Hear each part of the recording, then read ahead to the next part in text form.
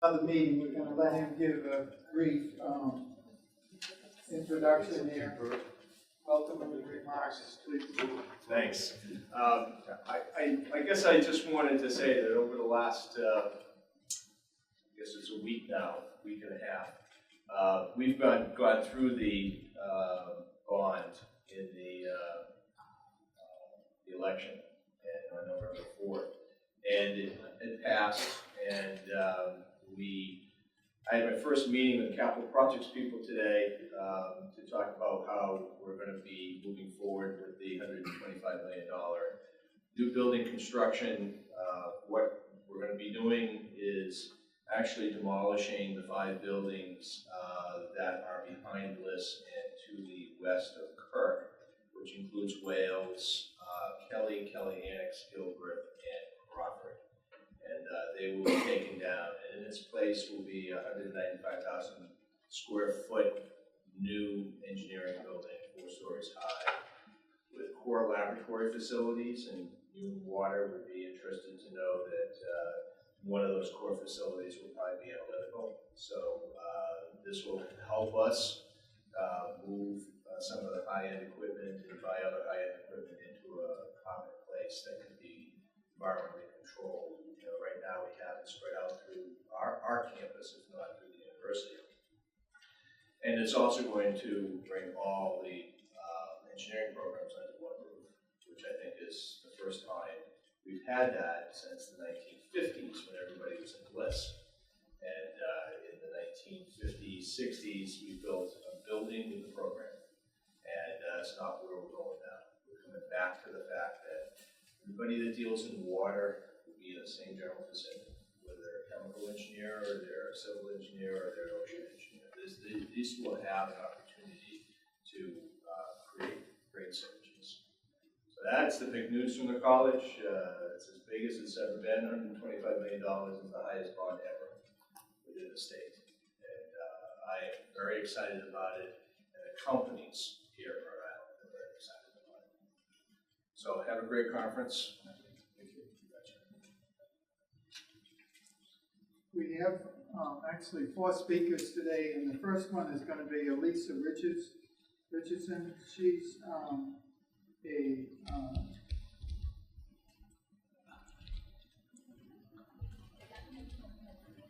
principal engineer at DEM in the Office of Water Resources. She got her MS from URI, and she's a professional engineer. So without further, I'm going to let her take over.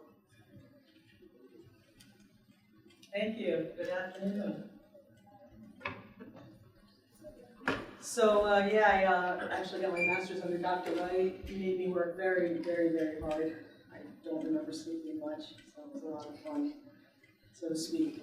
So it's nice to be back here in this new facility. This is really nice too, and then to hear that you're going to have some more facilities, that's just really great. But today I wanted to talk to you about water resources in Rhode Island, and how we have at the Department of Environmental Management missions and mandates for environmental protection, sustainable water resources, and really looking to protect and preserve for not only the water quality, but the water quantity of our water resources, and not just for right now, but for future generations looking forward. And so there's a team of people that do that.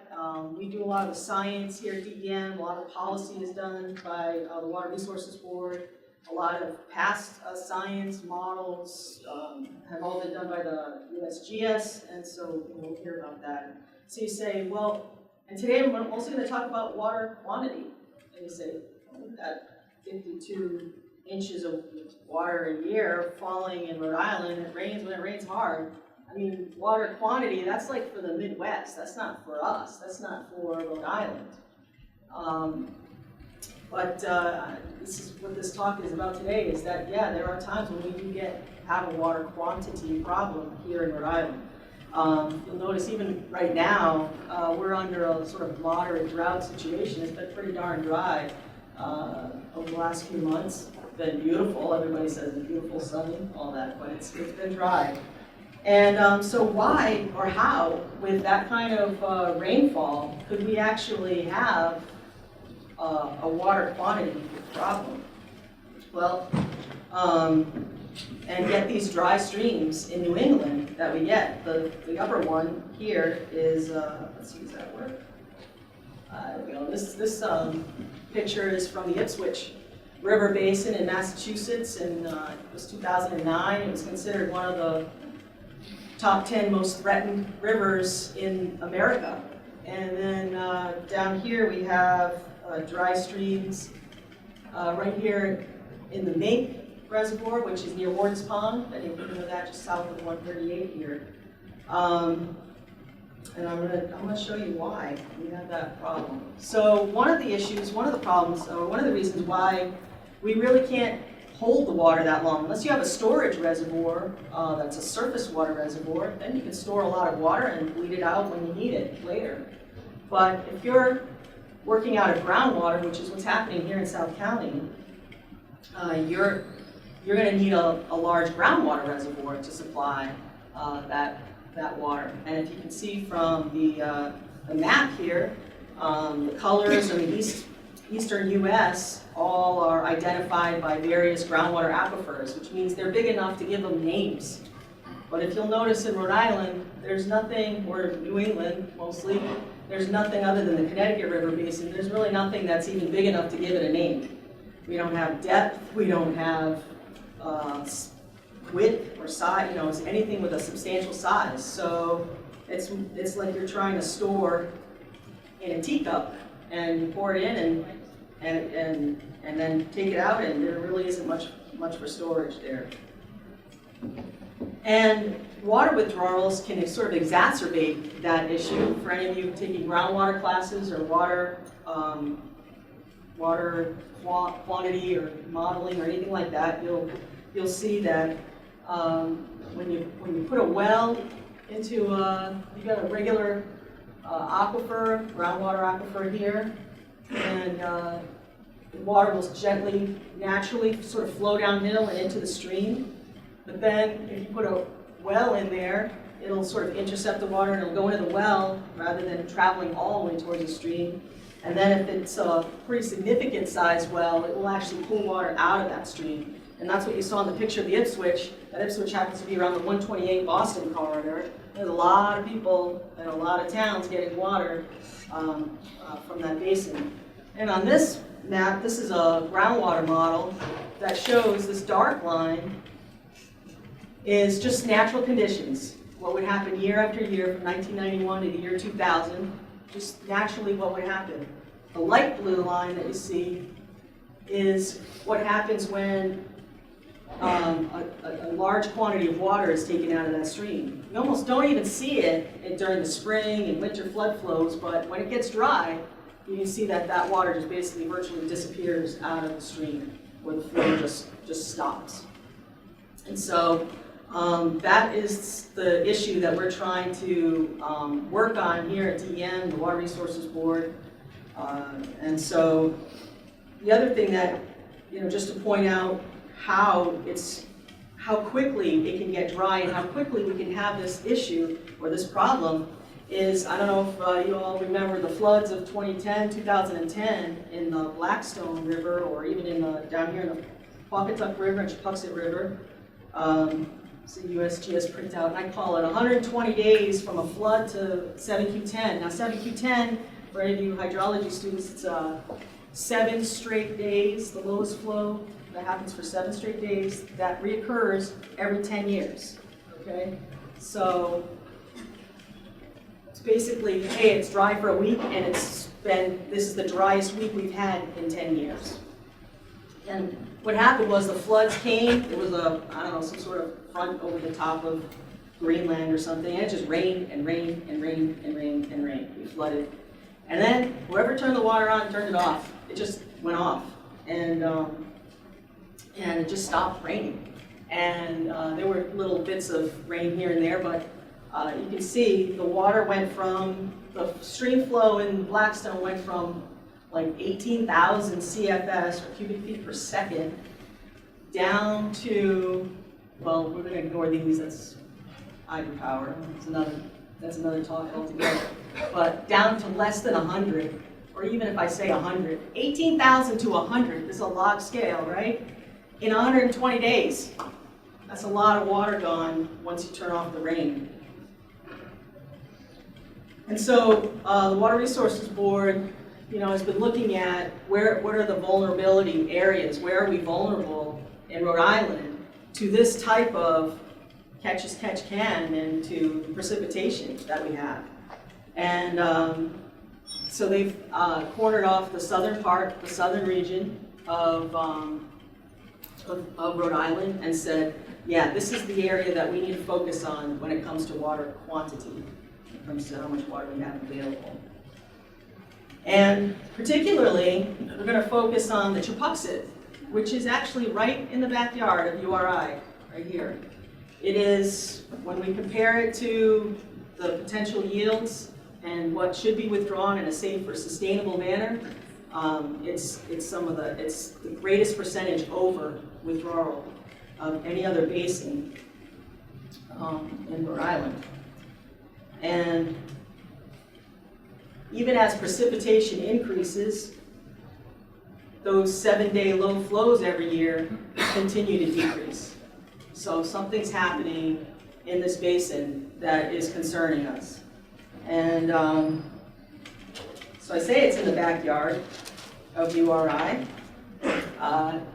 Here's the university right here. And this is the Chepuxet River. And you can see there's a lot of agriculture, there are athletic fields, you have the university itself. And I'm going to show you 2 pictures. One was taken right up here. That's before a significant amount of water is being withdrawn. And the second picture was taken down here after we've had withdrawals from Ag, the URI, Kingston Water, and a few other locations. So here's the upstream. We were there this summer. It was pretty dry this summer, stopped raining, but we caught some beautiful brook trout in here. It was a decent stream. It was below Wolf Rocks Road. I think there were some nice little springs coming in. Every once in a while we get a cold spot on the wader. That was really nice. And then when you go downstream, there it is at 138. And the water was barely moving. There was a lot of water missing between the two. And you can see that it wasn't very deep either. And so we say, well, what are we going to do about that? What can we do about that? There's a legislative declaration in 2009, and this was actually prior to that. In 2009, the legislature passed the Water Use and Efficiency Act and stated that if the DEM and its partners could come up with a sustainable sort of withdrawal amount, that they needed to use the water efficiently and effectively. And so we've been working together to actually try to figure out how do you actually determine what's the right amount of water to take? How do you manage something like that? And then, do you put in laws, or do you write policies? Do you provide financial assistance? These are a lot of the conundrums and challenges that we have to try to determine what to do about this situation and about the lack of water right here in the Chepuxet. And it's not easy. I mean, this is what stream flow looks like. It's like, oh my gosh, what do you do with that? Well, you can take it when there's a lot. Well, nobody needs it when there's a lot. I don't need to water my lawn when it's raining. Of course, there are people who do that. One of my pet peeves. Just ask my kids. And how do you find out? And water suppliers and even agriculture is very important. And they were all saying, well, how do I know how much to withdraw? And all the time. I need a guaranteed amount. I need water that can be withdrawn all of the time, consistently, and not just when the ebb and flow, when the stream flow goes up and down. And so that was a real challenge. Nobody really looked at that. A lot of the water flow studies were about releases from dams and big hydropower projects, Midwest type stuff, out west stuff. And we began to do some looking around, and this study came up by Freeman and Marson at the USGS, and that was sort of the stepping stone for coming up with a state policy. And basically they said if you take out more than 50% of the 7Q10, so I was talking about that low week flow that happens every 10 years, if you take out more than 50%, it demonstrates that there becomes a loss of fish quality and quantity and diversity. And so there's a little bit of a line you sort of see here kind of coming down. And so we went with that. We went with that 50%. And that was a starting point. We did a lot of policy based on that. But since then, there have been other studies. Massachusetts has worked a lot with Gardner and his partners to look at water withdrawal sustainable amounts in Massachusetts. We looked at our own, these are fishery stations where you saw me doing the fish shocking. This guy Alan Libby, he's been in those rivers all over Rhode Island over the last 15 years and has actually sampled all of the fish in at all of those locations. It's a pretty amazing feat. We also partnered with EPA and their PhD students, and they helped us to put a paper together. And basically, you know, the bottom line is really the bottom line right down here, the cluster analysis and everything else. And they basically said a sustainable fishery in Rhode Island requires careful management of land use and flow alteration. So that's really the bottom line there, is careful management of our water resources. They're not unlimited here. And we also looked at, there you go. That was a big one. We also looked at our own, you know, typical Rhode Island fish. And this is going to be on the test later. That's my thing. No. And what you'll see here, the base bottom line of what I'm trying to show here is here's the typical Rhode Island fish, and here are the seasons, October to September. But what you'll see is that April, May, June, July, there's a lot happening: spawning, rearing, migration, there's a lot of biological activity happening at that time. So here we are. We're in a situation. We've got, you know, the water streams are at the lowest. All the environment is using the water, evapotranspiration, leaf out, they need water. Biology needs water. The summer populations in Narragansett and other places, they need water. People watering their lawns, so all the water, everybody needs water at the same time.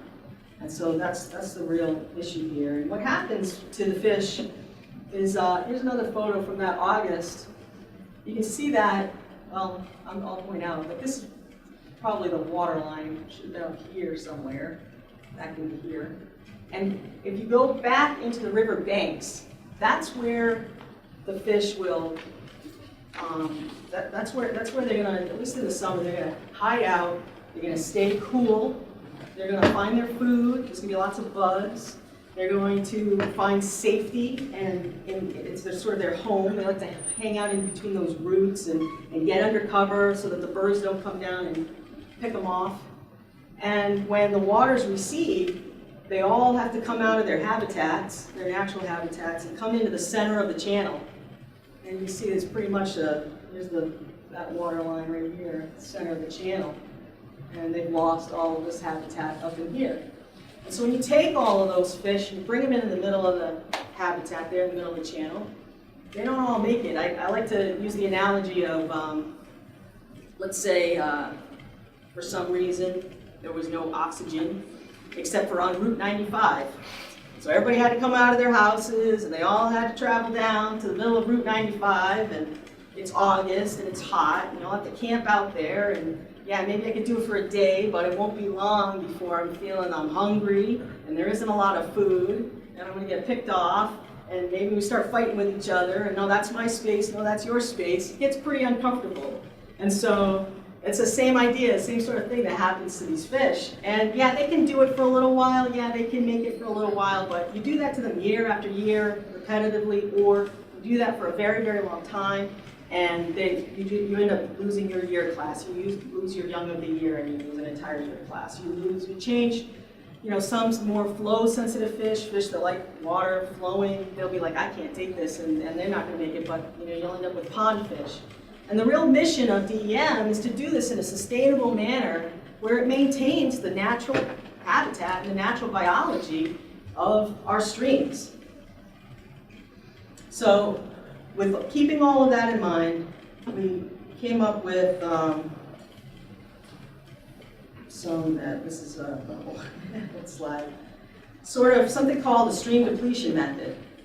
And what that is where is my mouse? Yeah, there we go. The yellow line is that sustainable amount of water that can be withdrawn. And this is a typical hydrograph over the year. This is the typical water flowing. And then this would be the amount of water that you could take day in and day out. And obviously it's a lot less during these low flows. But there's habitat, there's all kinds of needs in the environment as well. Now, that's a perfect number. Is that a perfect number? No, not necessarily, but it's a good place to start, and that's our goal right now, is to work towards that goal.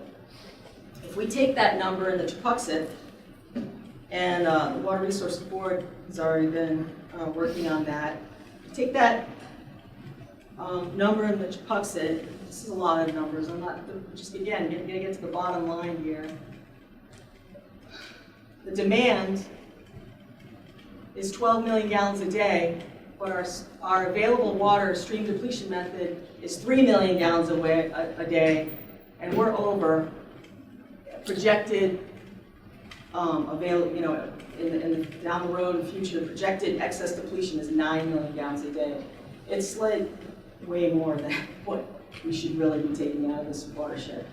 And so, where's that water? Who's using this water in Tupuxet? It's like I call it the little basin that could. I mean, it's amazing that there's even any water in there at all. It's about a 60-40 ratio. 60% is going to public water supplies, and it's all something called out-of-basin transfer. That's a big problem out west, too. Taking it from the Sequoias and from Shasta, and you're taking it down to LA. Well, we're doing something similar, and just in a smaller scale. I like this little mouse thing here. I'm not used to this. Okay, here we go. And so there's a big water supplier here called United Water, and that's where the mink brook was. That's a picture I showed you that was dry. They take that water and pipe it out, and some of the houses are here that they supply, but a good portion of their supply area is all the way out here. This is the basin line. Okay? A lot of that water is heading out of the basin, goes down to Narragansett. Maybe some of you have homes up there. Not only that, that water goes, just lost it again, there we go.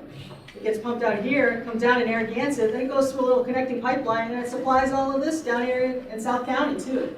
It's really, it's a huge population. You've got URI that takes their water. They pump it here, and they have, there's lots of different kinds of out-of-basin transfer.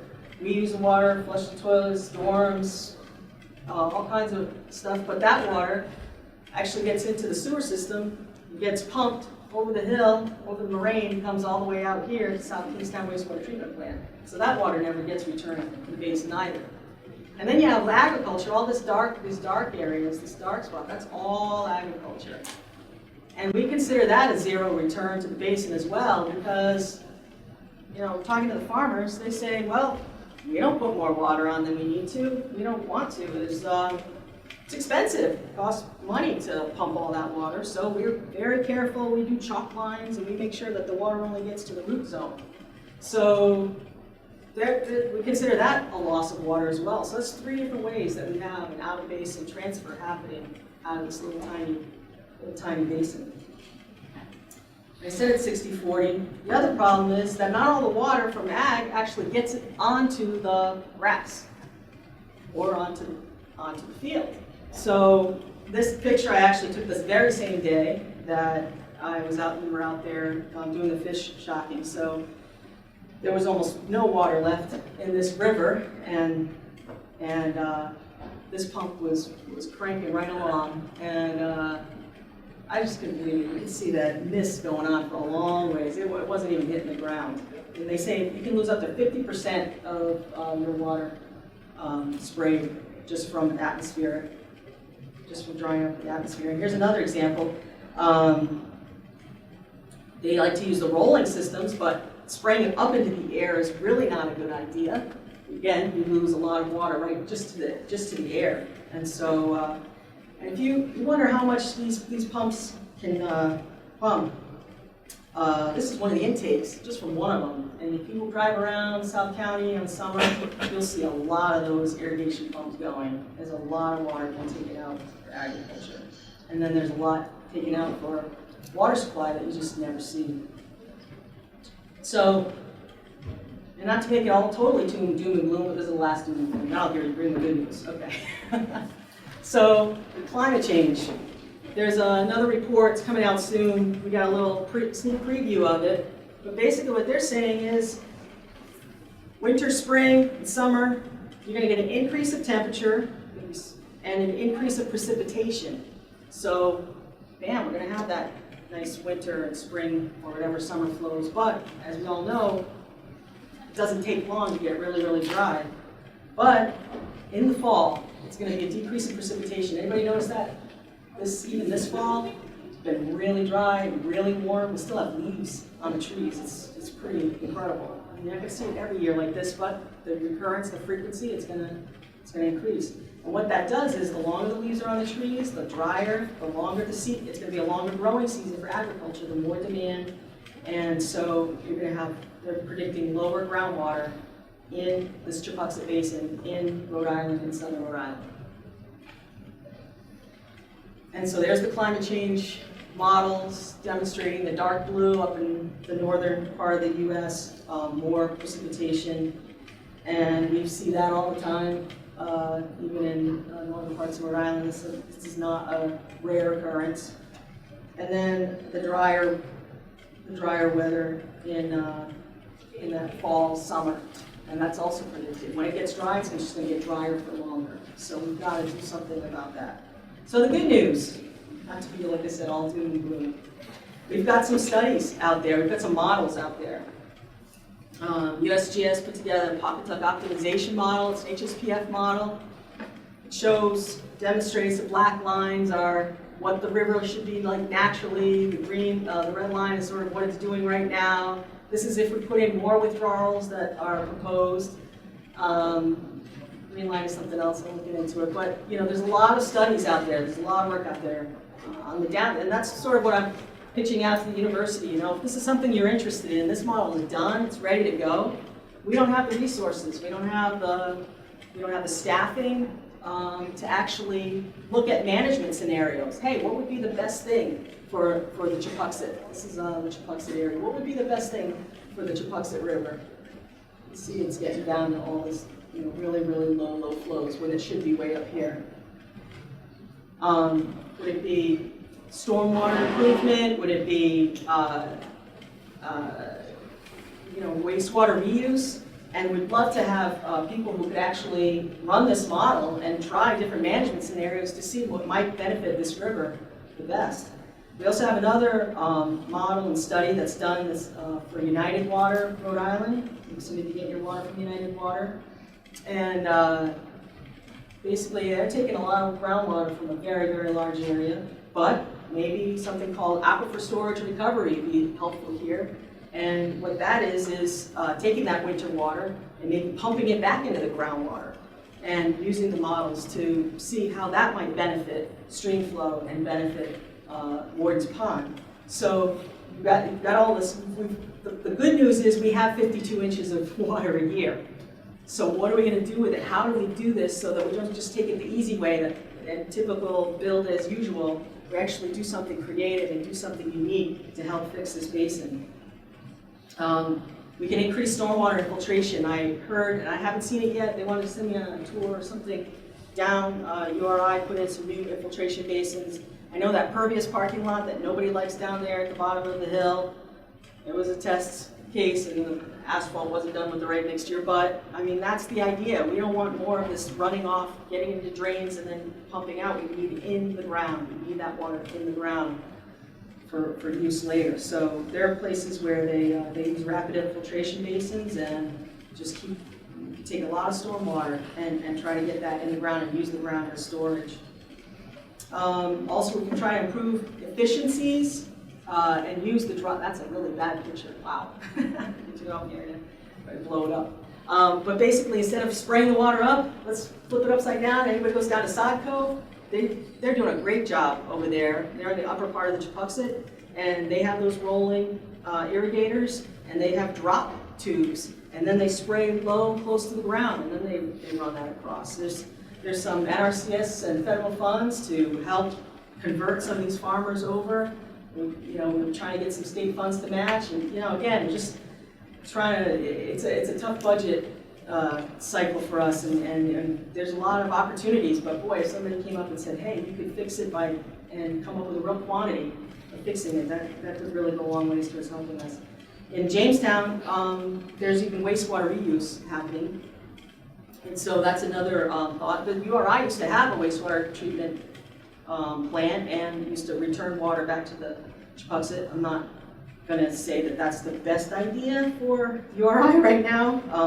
Water quality is also an issue, but gray water into an infiltration basin or separate, build a new facility, find a way to return water to the basin, keep it here, let's keep it here. So, I'm trying to think about ways to get creative. Water Resources Board has done a really great job of trying to advertise and say, hey, people watering their driveways and pavement, and during the rain, it really irritates me. But trying to get out the education message that even here in Rhode Island, it's good to you only need an inch, slow the flow, don't put so much water on your grass. And then you have the campus itself. URI is on a hill. Like I said, this is the Chepuxet, right in your backyard. Flows right down this way. And here's the university. And there's a lot of impervious cover, there's a lot of pavement, there's all these athletic fields, there's a lot of withdrawals going on there. I'm not even sure we've really counted. And there's a lot happening in this basin. And so as we move forward, I challenge you and ask that we would find ways of getting that water. And this is a great receiving sandy soil that's just a great receptor for accepting any kind of water applied to the surface. So that's pretty much water quantity in the Chepuxet, in Rhode Island, in your backyard. And I asked that, hey, anybody with grad students and professors, and you want to work on a project, these models are out here, and just encourage you to really look into it and keep in mind that water quantity is a potential is an issue here in Rhode Island. Thank you.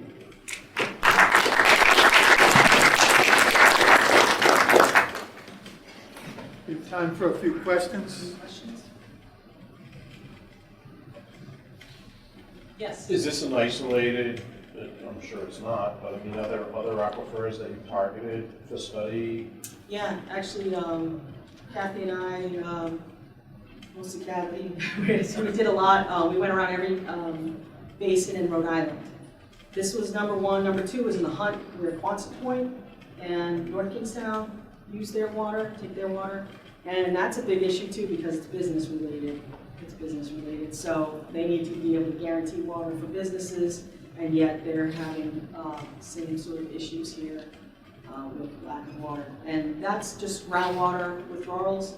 And then ironically, there are surpluses in the state, and we use some big factories and manufacturing in the northern part of the states, and we have our big reservoirs that are built over bedrock and over hilly areas where you can actually capture that water and narrow it to the location.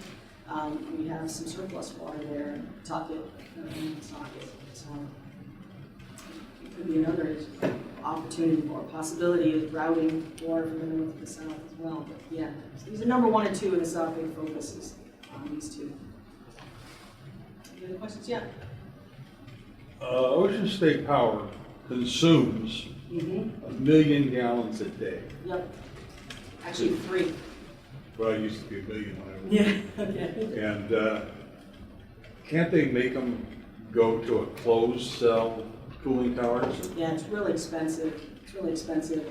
I worked on that Ocean State Power project, and one of the things we did for Ocean State Power, which is a little unique, is we did give them a shut-off. So when they got to the 7210, they can't withdraw water anymore on the Blackstone Mountain, like 102 CFS, they have to stop withdrawing. The downside to that is we didn't tell them where else to get their water from, and they just end up taking it from somewhere else in the basin. But one of the things they did do is they put in a big storage pond on their property, and they can go 3 or 4 days. So if it goes below 102, they're all praying for rain, they're using their storage pond, they're using the water from there.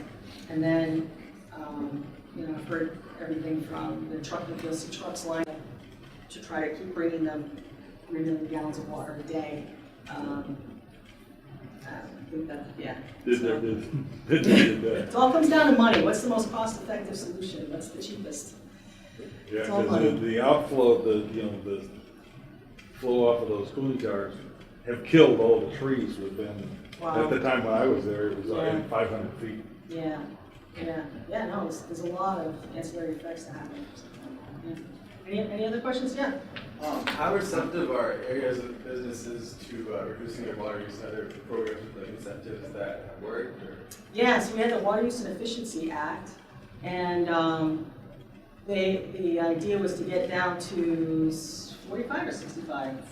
65 gallons per capita per day, but they also have, and that's for public water suppliers, and then they're supposed to work with their industries to try to reduce water. And I think companies are learning, they're doing a pretty good job of reducing their water just because it's expensive, it costs money. So I know Cherry Semiconductor at Quonset, they've done a really great job of reducing their water. There's a golf course that's at Quonset as well, and they went to using a contaminated, well, not contaminated, but not potable, non-potable drinking. You can't drink it, water underneath Quonset, and using that on the golf course. So there, as it becomes water becomes more expensive, and it's actually kind of, you end up paying it's very expensive to bring water to people. And so when the cost and the value of water actually really gets to the point of where it's subsidized a lot, and when it gets to that point of where you're actually paying for what it's worth, people begin to really cut back. It's subsidized in some locations, but in a lot of times, a lot of maintenance gets deferred. And so in the northern part of the state, you've got some really old pipes that, the infrastructure that really hasn't been looked at in a long time. So we're looking at it, it's a lot of its challenges. It's hard to think of Rhode Island Yeah. with the shortage of water when we get this flooding almost every other year. It is the hardest message to speak about, is that it's so challenging, because that's all that are in people's minds is that I got flooded, I don't know what you're talking about. Is there a chance for another reservoir? Well, the Big River Reservoir was shot down in 1984 by the EPA. There's going to be a reservoir there. That would have been in the middle part of the state. It would have been probably made water available to here. If you were to try to build that today, though, you're talking a lot of money. And I don't know, you'd have to make a pretty convincing argument to EPA that you could flood all of those wetlands and flood all of that property too. So they're actually looking at some wells in the Big River Reservoir, but that's still not even good enough. And Water Resources Board is looking for some other wells in the Pawcatuck area, but it's been found, that the most cost-effective way of getting more water into your basin is to reduce the amount that you use. So I think,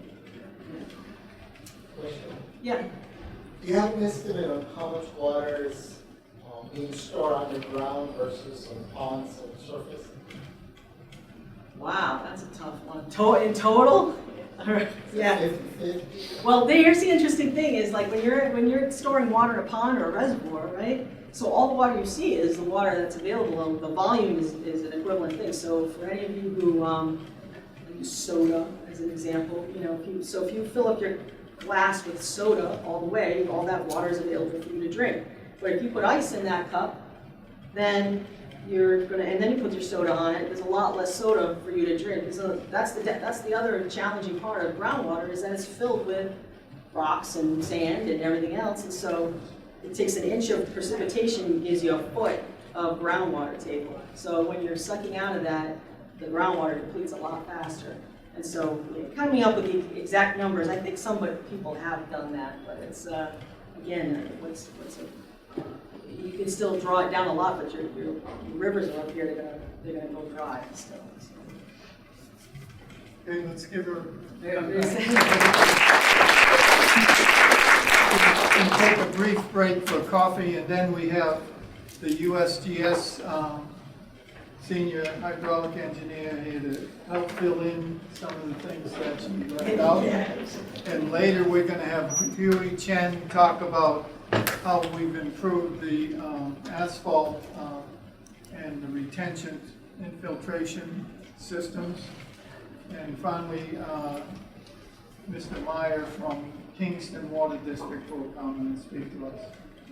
I don't know if the coffee's out there, but he's going to tell us the story about Rhode Island. Thank you. Well, thank you everyone for having me come here. I'm going to be talking and work for the U.S. Geological Survey for the Water Resources Division. So there's obviously, everyone knows about earthquakes and topographic maps, but the Water Division is the largest division. And we have offices across the country. I'm in the we're the New England Water Science Center, so all the states in New England, and I'm in the Massachusetts, Rhode Island office, which is located in Massachusetts. So I do work in both Massachusetts and Rhode Island. Can everyone hear me all right? Okay. So I was asked to talk about kind of water resources data that the USGS collects in the state of Rhode Island. So first off, I was talking to Dr. Nichols. We were talking about funding and et cetera. So the Water Resources Division doesn't get all of its funds directly from Congress. So we actually have to write proposals and try to bring in work. So, and we do that work with other federal agencies, state agencies, and local and county governments. And so I have to thank, for all of the data collection we do in the state of Rhode Island wouldn't be possible without the cooperators that I've listed up here. The Rhode Island DEM, that Alicia Richardson was here, Rhode Island Water Resources Board, Ken Burke and Kathy Crowley are here from the Water Resources Board. The Rhode Island Bays, Rivers and Watershed Coordination Team, Ocean State Power, that was mentioned earlier. They fund one of the gauges in the state. And the Providence Water Supply Board funds a number of gauges in the Situate watershed, Situate Reservoir watershed, and water quality stations there. So without their contributions or funding, the rest of what we do wouldn't be possible either. So everything that we do, the studies, are cooperative studies in the state of Rhode Island. So I'm going to talk a little bit about surface water, groundwater, water quality, storm tide data, and climatological data, and then I'm going to show a couple examples of how this data is used. So just quickly, this is the state of Rhode Island. This is the stream gauge network, and as Alicia kind of alluded, we have some of the red dots, and that means that things are very low in the state, or flows, and this is a snapshot from yesterday. If it's an open circle, it's not ranked because it has to have 30 years of data before we actually start showing a color associated with it. Right. But you can click on any of these. If you go to Water Watch or the Rhode Island webpage, you can go to this. You can click on it. You can see within an hour of what recently happened, what's going on at that particular site. And I'll go to the site later on just to show you. But you can go to this particular site. You can select any time period you want back in history. So say like if we, we'll just click on it, make it easy for us here. I'm sorry, here I'm not even showing full screen.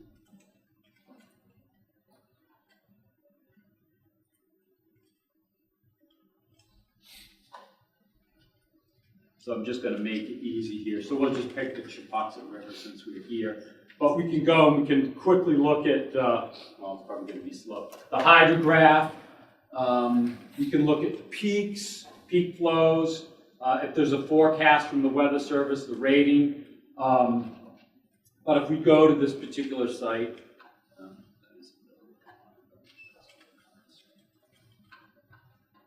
well, this is the whole, of course, the whole country, but you can see the whole country. We have about 7,500 stream gauges across the whole country. So if you were traveling someplace else, kayakers use it, etc. The Weather Service will get to those kind of things, but we can go to the same location, and we were clicking on Chupaxit. Let's just do this here. But you can see, you can get all the historic observations, daily data, daily statistics, monthly statistics, peak stream flows. You can look at the field measurements that were done, and we'll talk about that in a little while. Any kind of water quality, yearly summaries, and you can go back in history until that particular stream gauge started. So this is just to kind of give you an idea. We collect stage data in the river every 15 minutes, and that data is transmitted hourly via satellite or a cell phone modem back to our office, and it goes up on the computer real time for the public to get to. So I'm just going to quickly talk about, I mentioned that the field measurements. So on average, about 6 to 8 times a year, we have to go out into the field and actually measure the flow at these particular sites. And we want to do it over not only time series, say every 2 months, but we want to make sure we measure the high flows and the low flows, because we're going to need to know that whole range. But historically, for almost 100 years, we used a mechanical meter, which is over here. And when I first started, you had to listen to clicks on the things. And you'd have to do 25 cross sections across the river, and you do it at 0.2 depth and 0.8 depth if you needed to, or 0.6. So all of this, we still use this equipment, but in the last, this kind of gets at the same thing. 25 to 30 sections, 40 seconds in each section to get the velocity. We're getting the cross-sectional areas, we're doing it, but things have really changed in the last 5 to 10 years, and now we actually use what we call acoustic Doppler profile meters. So this is just an example of one. This is during a flood, and this is in Massachusetts, but we're pulling this back and forth across the stream, and beams are being sent down. It's getting the depth, it's getting velocity information on this, and it's being collected on this particular thing or on our laptop. This is a different one. I'll show this one, or only part of it, but this is on the Patuxent River at Cranston during the flood of 2010. So this was actually the highest measurement ever made on the Patuxent River at Cranston. So remember, we were looking at that data, and we were doing it at 25 or 30 locations at 0.2 and 0.8 or 0.6 depth as we're going across. But now, with the acoustic current Doppler profilers, this is what we're seeing. So we actually can look at it, and we're seeing we make at least 2 passes across the rivers, sometimes more, but we're getting a velocity profile across the whole stream. We're getting much more information. It takes us less time to do it.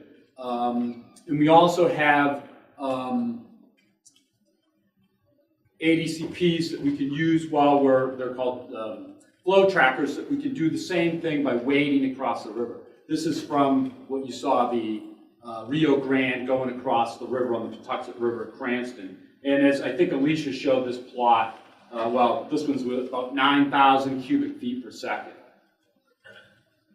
So things have really changed a lot in the last 5 to 10 years. So I'm talking about why we're going out there 6 to 8 times a year. And why we're doing that is because, remember, we're measuring the stage every 15 minutes, but we have to know the relationship between the stage of the river and the flow in the river. So when we go out there, we get information about the stage of the river when we're making the discharge measurement, and then we actually get the discharge, which is on our x-axis here. And you can see this is the Pawcatuck River at Wood River Junction, and these are measurements over the last year. So we want to try to get the whole range of the hydrograph as much as possible. as well as over time to make sure if there's any changes in this relationship that we update that so that the public is seen. Because all we're going to do is take that 15-minute value and we're going to go to this relationship curve, and that gives us the discharge at that point in time every 15 minutes. And if anyone has any questions, just stop me in the middle. So we just went from that rating curve, the stage data every 15 minutes, and this is what the Pawcatuck River at Wood River Junction looks like over the last, say, 2 months, 2 to 3 months. And you can see actually the measurements. They made one bad measurement, so it's discounted. It goes in the database, whether it's good or bad. You just check it that it shouldn't be used. But the second measurement plotted right where it should. There was an error in the first one. But you can see, and as Alicia Richardson was mentioning, this is what the median flow is based on 73 years of record at Wood River Junction. And we can see that things are relatively low during this period. And actually, on this day here was the lowest daily mean discharge in the history of the gauge. Just in September last month. So only by a little bit, but it was still the lowest daily mean discharge that we've had at the Pawcatuck River, Wood River Junction. So what do we do with all this, this information on stream flow that we have out there? And different, Rhode Island DEM uses that information, the Rhode Island Water Resources Board, but other engineering companies, people at URI, the public use it. So I'm just going to list a few things that it gets used for, the data. And so an example is peak flow analyses. So we just recently, following the 2010 floods in Rhode Island, the peak flow equations, we'll call them, essentially they're regional regression equations to estimate different annual exceedance probability peaks in the state of Rhode Island were from the 70s. So we had another 30 to 35 years of data that have been collected since then. So with this flood that occurred in 2010, FEMA provided money to us to update the peak flow equations. So we'll talk about that a little bit later, but what are they used for? Design and bridge and culverts, FEMA flood studies. These are just a few examples that what that data ends up being turned into. So the stream flow data is also, when you hear, if you're watching TV and they say, oh, the National Weather Service says that the stream stage at the Pawtucket River at Cranston is 10 feet. Well, where did they get that data? They got it from USGS. They don't collect their own data on that. They collect their own climate data, but the stream flow data that's used for flood warnings comes from the USGS. So that's a use. It's used for drought monitoring in the state of Rhode Island. The different state agencies use this information to decide whether any potential warnings or advisories need to be put out there.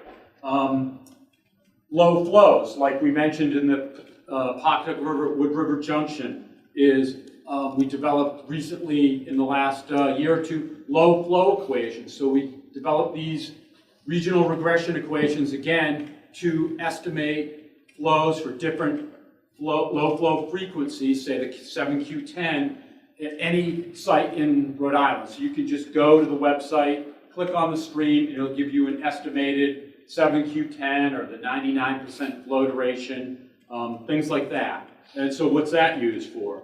Aquatic habitat, and Alicia Richardson was talking about that. Wastewater discharge permits, drought, and then other things that it gets used for is surface water modeling. It could be, Alicia Richardson mentioned the HSPF model for the Pawcatuck River Basin. We're using a lot of the stream flow, the peak flow data, et cetera, for updating flood insurance maps for the state of Rhode Island with FEMA. So these are all different uses of that data. So I'm going to kind of move on to groundwater data quickly. So in the state of Rhode Island, we have 6 real-time groundwater wells. So those, again, the data gets transmitted hourly. You can go on, you can actually look at what the groundwater levels look like within the last hour at 6 different sites. They're all located in Washington County, Rhode Island, the 6 that are real time. But we also have another 31 wells that are measured periodically, essentially monthly, across the state of Rhode Island. And again, this, you can see if we look over at the color scheme here, you can see mainly with the real-time ones, those are the circles here. You can see several of those are on the lower side. This particular one here is at URI, actually over by the, I'm going to get it wrong, Hart Recreation Center? Ryan Center, sorry. Right there in How do you the, measure that? excuse me? How do you measure the wells? Just a simple tape down. So we'll go there. We have, the reference point is surveyed to a particular elevation. We know that elevation and we just tape down once a month. Usually you'll do it twice to check what your reading is. But the real-time ones, again, what we're going to go out there is on a periodic maintenance schedule, measure it, compare it to what's being recorded, make any adjustments that we need to. And the other thing with the real time is that if something's not working, we get an email that tells us this site isn't working, so we can repair it right away. So this is just an example. I picked SNW6, which is at the Ryan Center, right outside, kind of in a little island of the parking lot. And you can see kind of we were talking about the dry summer and fall, and you can see since the groundwater levels peaked back here at the end of April, essentially, it has just been one big slow decline all the way through. But again, for these sites, all the data, this is just the last, essentially, year's worth of data. But you can see here, there's historical data all the way back into the early 40s here. Then there was a break, and then we essentially have at least monthly data since the late 50s all the way up to today. And at different times, here it is, monthly measurements. I think this was a recorder, but it was basically every 5 days. And then essentially, since the early 90s, it's been fairly continuous the whole time up to present. So all this data is there available for people to use. So again, what do we use this data for? We've talked about drought monitoring, so that's what the state's going to be looking at, is not only the surface water or stream flows, but the groundwater levels in the state of Rhode Island. So septic system designs are based on the groundwater levels, water supply, assessing potential climate change.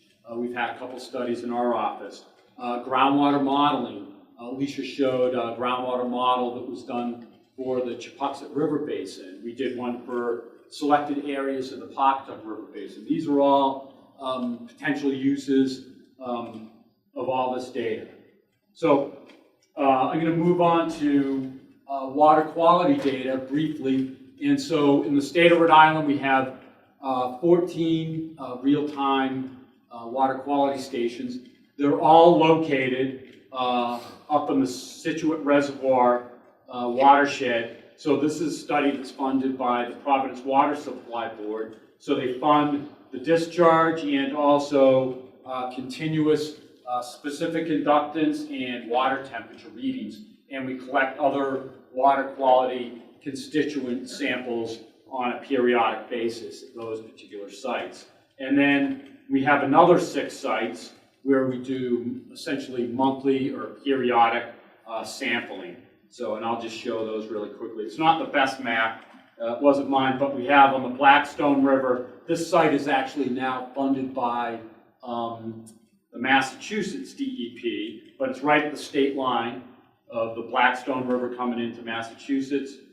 We have the Branch River, which drains this large area here in northwestern Rhode Island that discharges into the Blackstone River. We have another site here on the Blackstone River at Manville, and then we have another site down here at the Blackstone River at Roosevelt Avenue, which is just like a half a mile upstream of Slater Mills, if you know where that is, before it goes over the dam and becomes tidal in the Seekonk River. And then we have the Patuxent River at Patuxent, which is right near, sort of near the mouth of the Patuxent before it discharges into Narragansett Bay. And then not shown on this map is the Pawcatuck River at Westerly, which is, it's partially done by Connecticut DEP and partially done in the past by Rhode Island DEM, that particular water quality station. So here's an example of two technicians out collecting a sample. So they're going out on generally a monthly basis. Again, we want to get high flows, low flows, and over time. And so we do the manual sampling, but then at several sites in the past, we've had ISCO samplers set up in a shelter. This is the Blackstone River, Pawcatuck or Roosevelt Street. And so this is collecting discrete samples, and that can be triggered via your cell phone, so they can say, oh, the flow went up, X feet in the last hour, we're going to collect a sample. So you can, with my phone, I can change the sampling interval during an event if I wanted to get particular discrete samples over the hydrograph. And then this is just an example of one of the sites. Again, all of this data is available online, the historic data, but this is just the last, I think, I grabbed the last year. And this is one of the sites on Peep Toad Brook that drains into Situate Reservoir. And this is the specific inductance. And then you can see here the water temperature over the winter here and the summer here.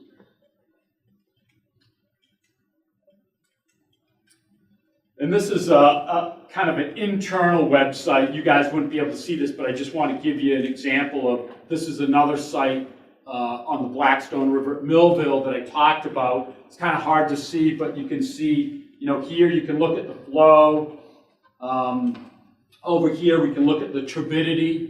So I shouldn't say that you guys can't see it, because I'm pretty sure you can, but it's not hooked up to the USGS Water Quality Watch. It's its own kind of website, and so you can look at turbidity, other constituents, and these were developing a relationship between basically surrogate technology. So we might collect turbidity and then periodically go out there and collect suspended sediment samples, and there's develop a relationship between suspended sediment samples and turbidity, and then we can estimate suspended sediment loads over a period of time.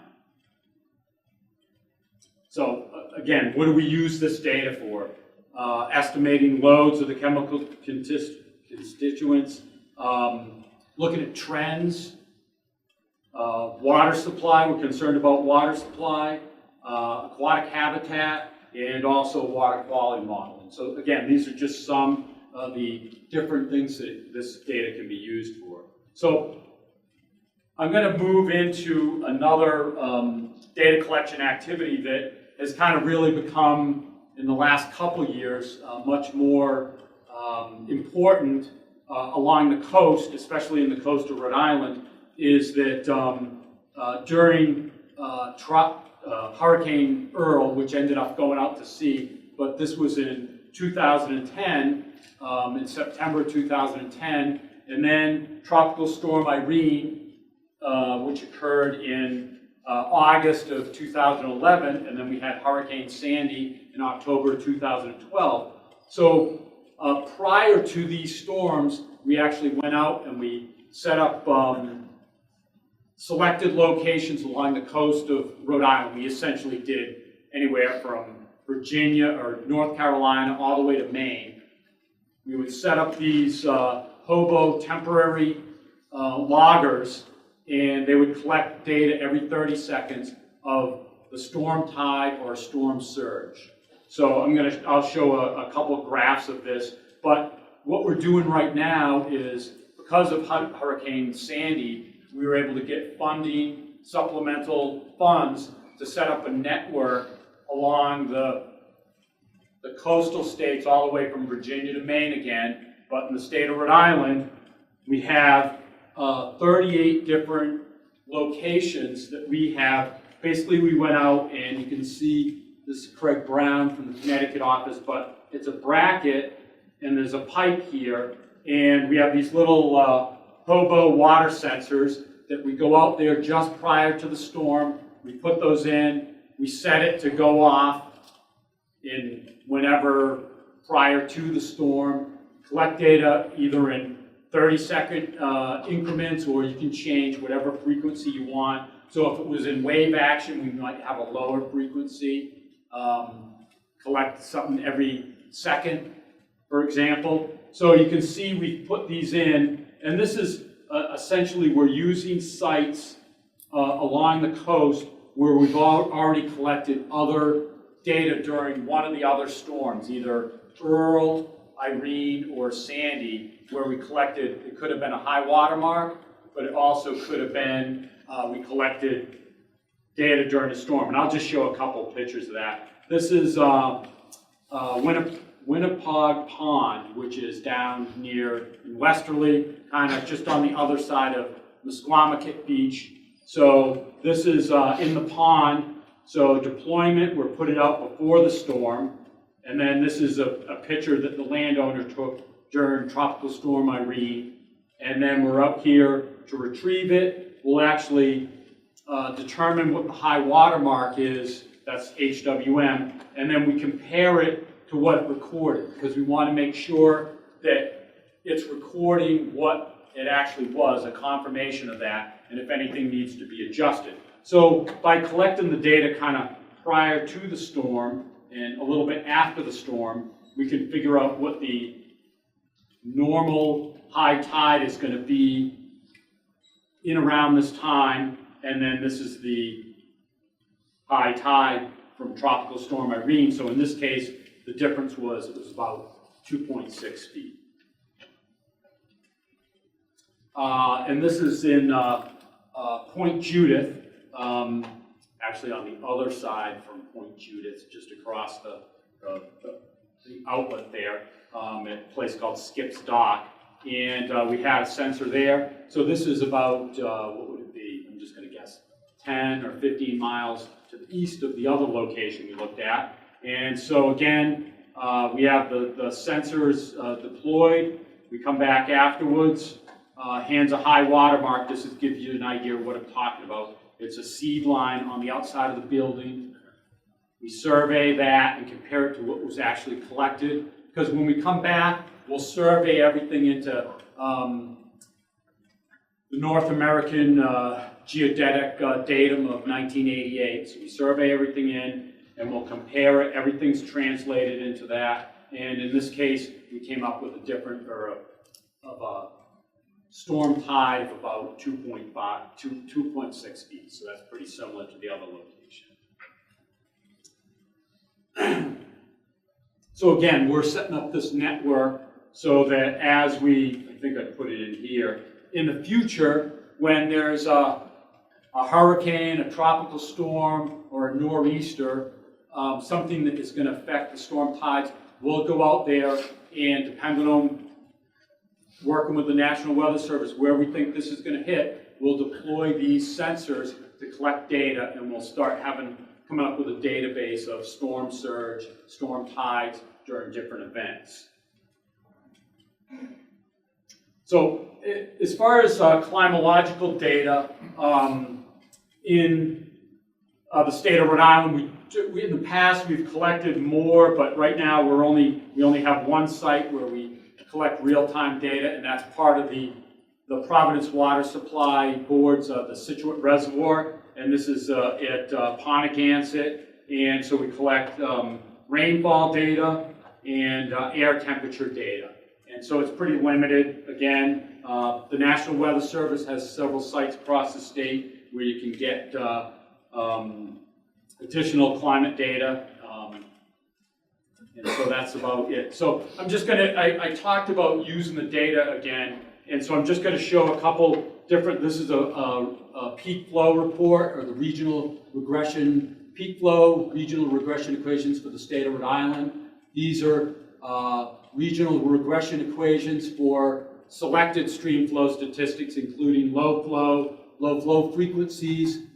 This was a hydraulic or a HEC-RAS model for the Pawcatuck River, which the Chepuxet River flows into, and the Wood River. And this was based on the 2010 flood in the Pawcatuck River Basin. And so, as I said, we also use it for flood insurance studies.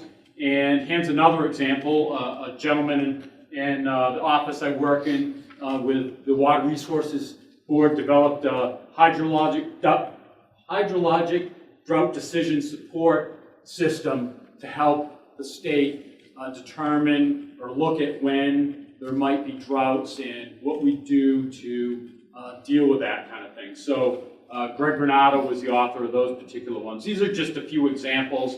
And as I said, we put out a yearly report for the Providence Water Supply Board on water quality constituents of the Situate Reservoir watershed.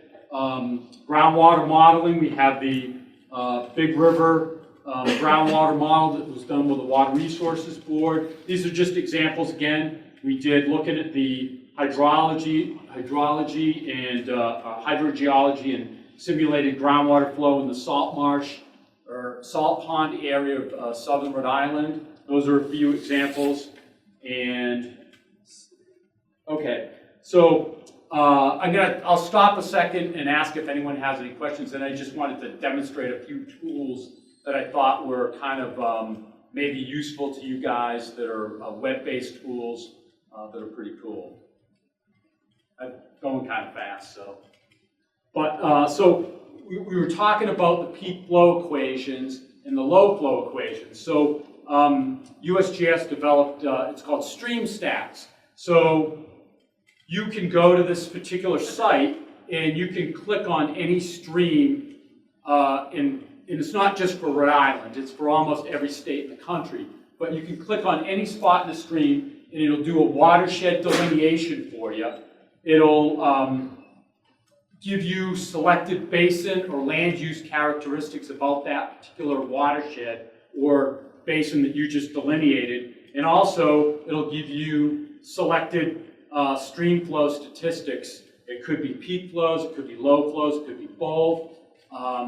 It could be bank full stream width, bank full crossing. It just depends on what's going on in that particular state. But I'm just gonna click on this. I think I'm okay with time.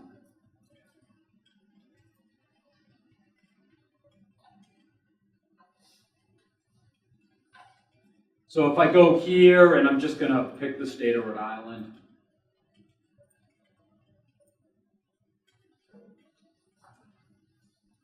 So it looks kind of busy on here, but it has every type of surface water data collection site there's ever been, or any place we collected surface water data in the state of Rhode Island or in Connecticut or Massachusetts or any of those. But we're just zooming in to our site, and I'm just going to pick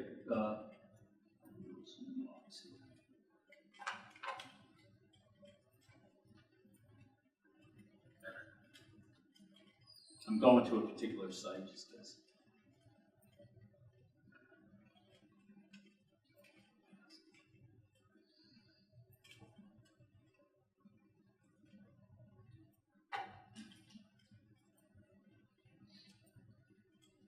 So at some point when I zoom into a particular thing, the stream network comes up for me. So in this particular case, and you guys can figure this out on your own, but it kind of tells you what each of these icons are. But I'm just going to click this to delineate a watershed. Of course, it's right where I want it. And now it's going to draw the watershed for me. And has anyone used Stream Stats before? It's a pretty neat tool, especially if you want to know something about some small site, whether it's in Rhode Island or someplace else. hoping it's not too slow.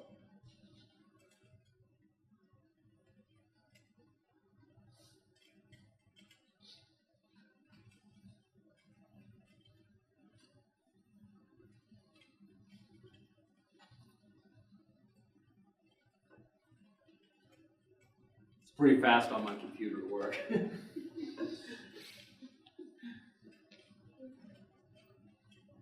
And you have to, this is, so here's the watershed. So it drew the watershed, so basically it's following the high point, the drainage divide along this.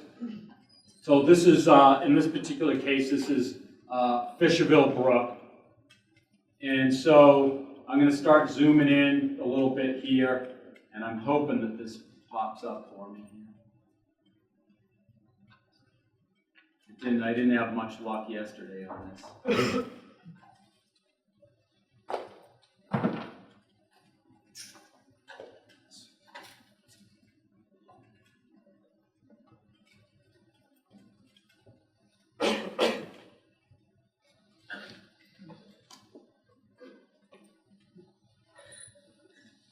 I have a feeling it's not going to work for me today. I'm actually on a development site. It exists for Rhode Island. Which we'll just go to that.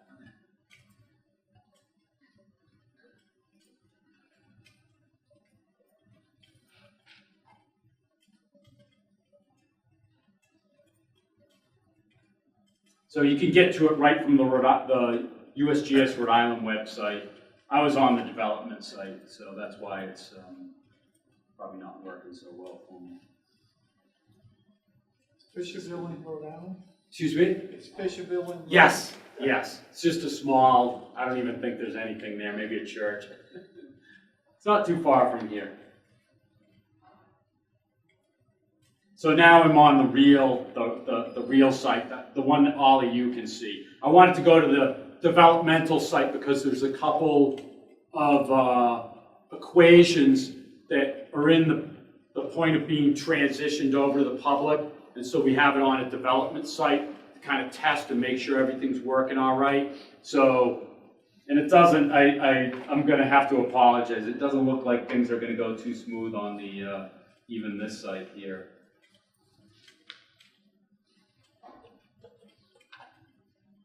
So you can see the topo map isn't even showing up behind it, so I'm not really.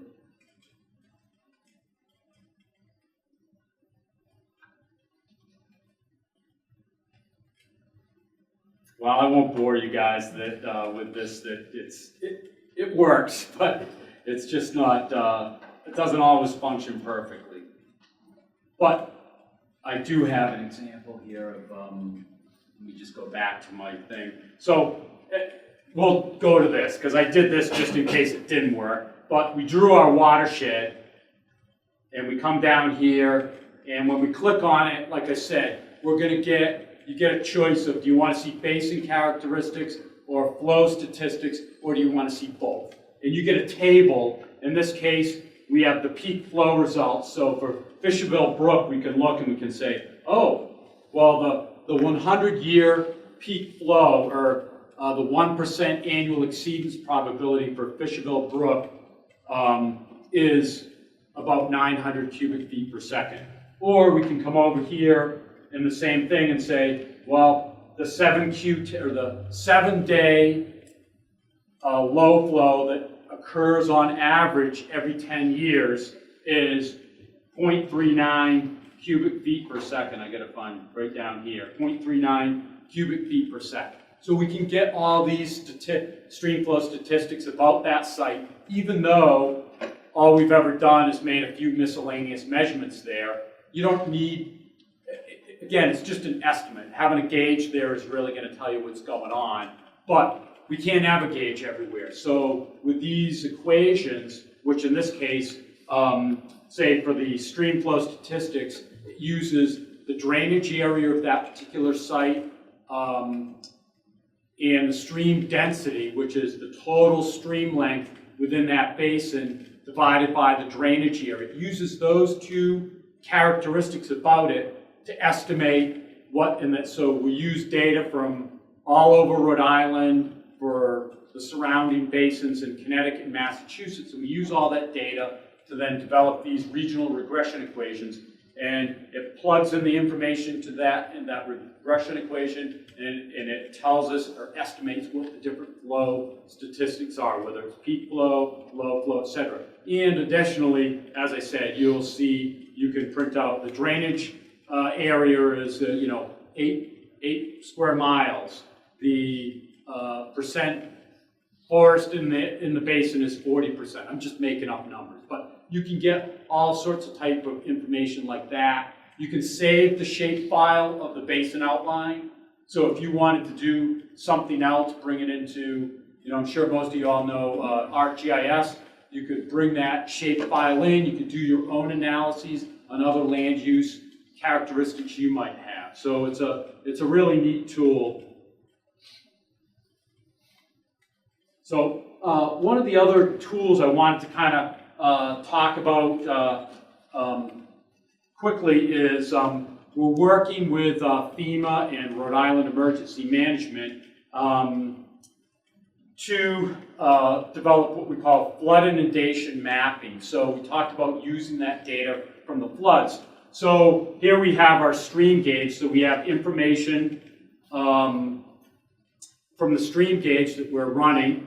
And then when we have a flood, we go up and we collect high water marks. We showed that seed line on the outside of that building. So we're going to go up and down the rivers, collect these high water marks, because we're going to want to know, well, how high did it get along here? And that's going to be used to calibrate hydraulic models, generally HEC-RAS, done by the Army Corps of Engineers.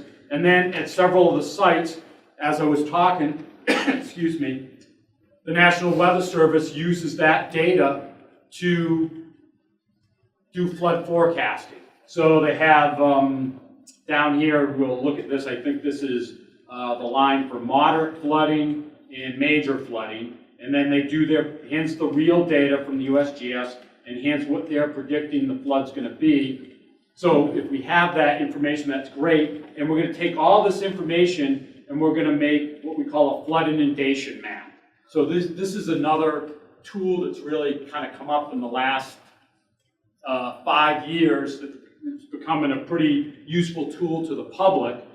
And, so what are we using? We're using, hopefully, we need recent LiDAR data or elevation data that's been flown in the last few years would be nice, but the LiDAR data is usually plus or minus a foot, so it's really good, much better than the topographic maps that we all used in the past.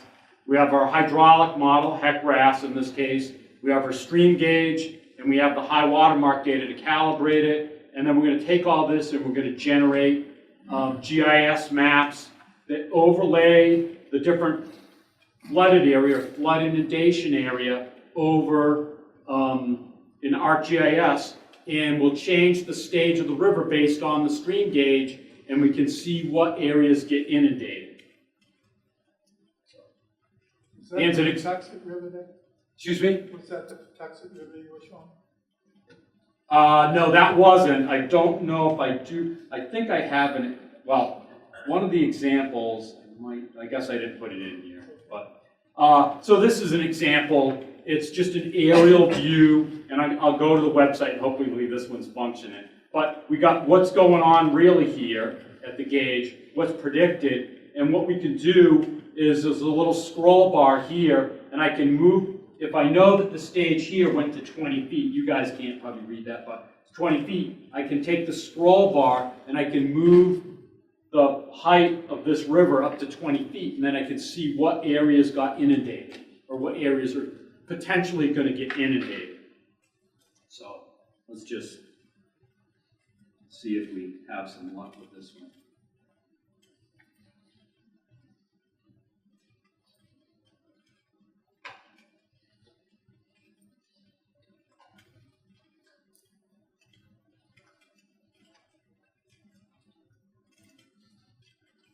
We'll try refreshing it. So I'm just trying to show you different uses of the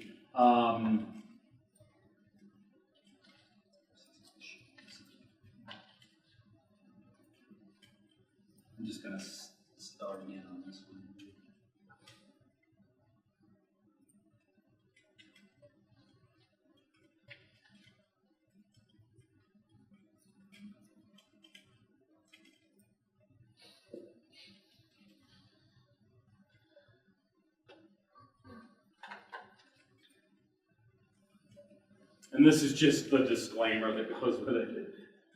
Pretty lengthy. I'm not having much luck today, am I? A bunch of triangles should show up on this stinking thing, but.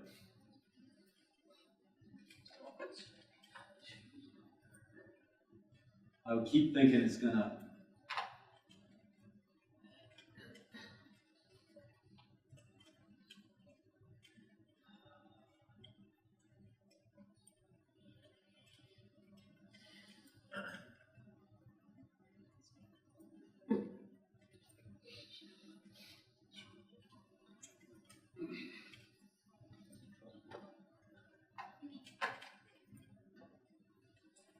Well, this isn't going so well. So we'll go back to the example. So essentially, the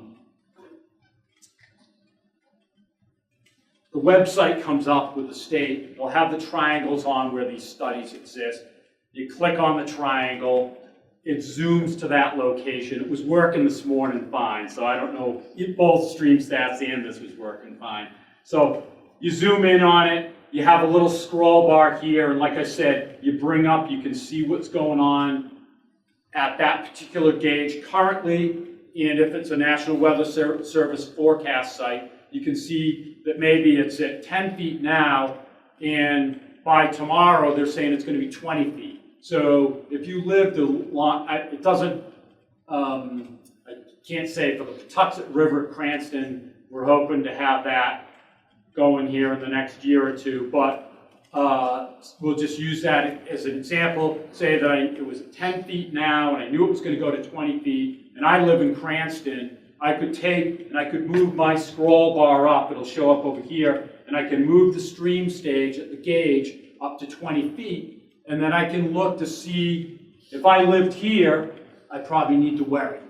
You know, okay, so who's it going to help? It's going to help the people who live there. Should I evacuate my stuff, get stuff off of the first floor into the second floor? If I was municipal emergency manager, I might say, well, geez, there's a hospital here. We're going to have to figure out an alternative route to get, this bridge is going to be inundated. We're going to have to send emergency vehicles a different way. So it's a planning tool and to help municipalities, the state during different flooding events.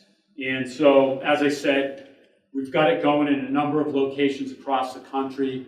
We're working here in Rhode Island to get a few going, and a perfect example would be Patuxent River at Cranston. So, anyways, I'm just going to end there since I'm having bad luck with the websites, but so if there's any questions, I can answer those now.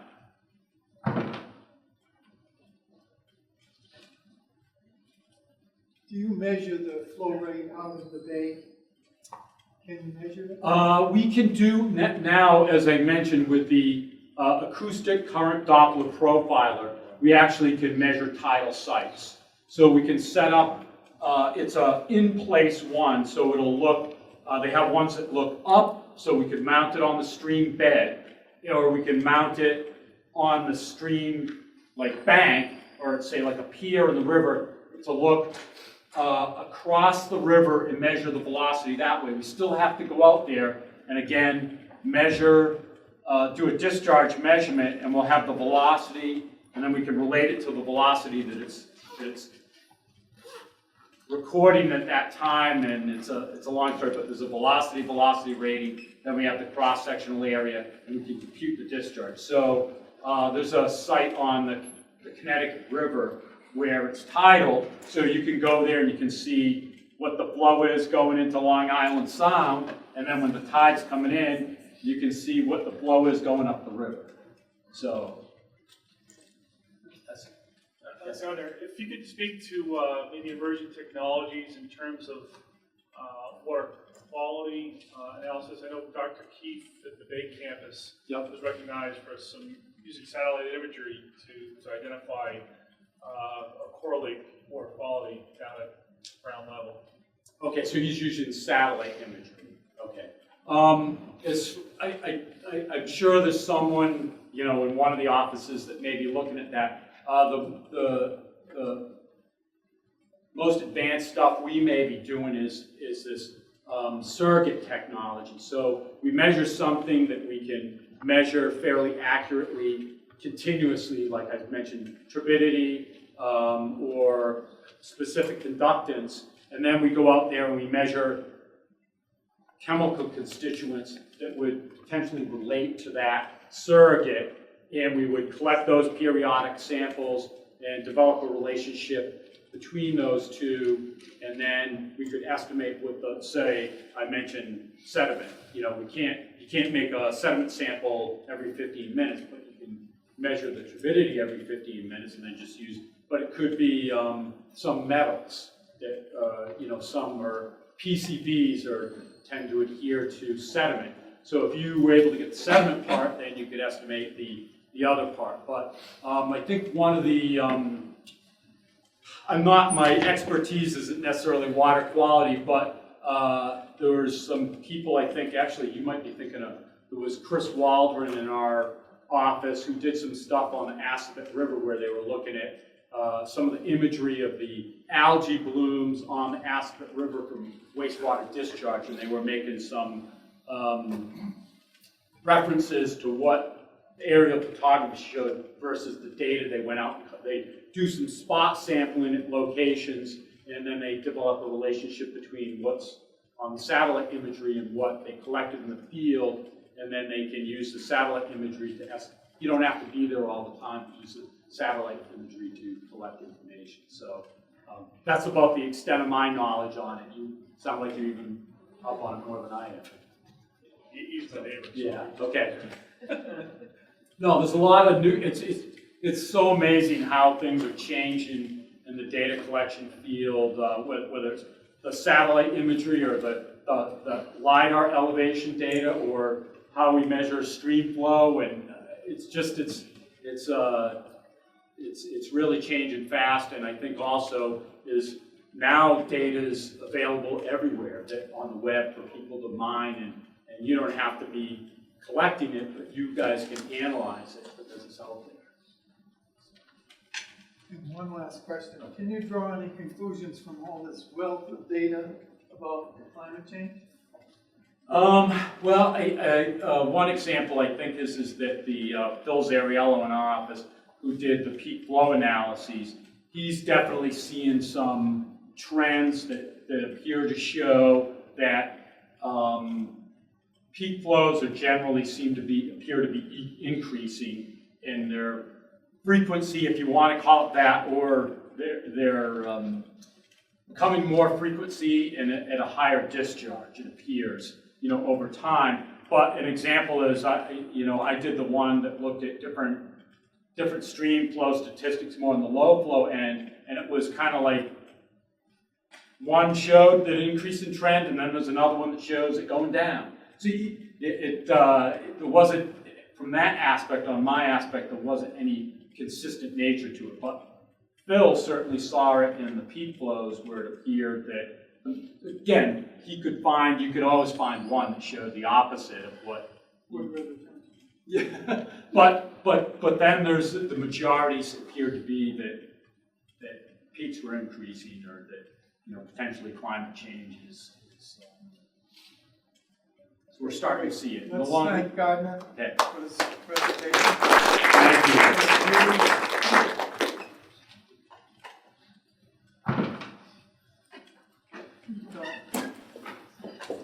Now we'll hear an interesting way to keep water in Rhode Island.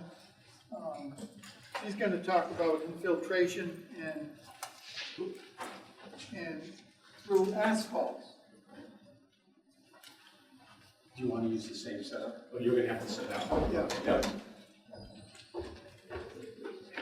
I can do this.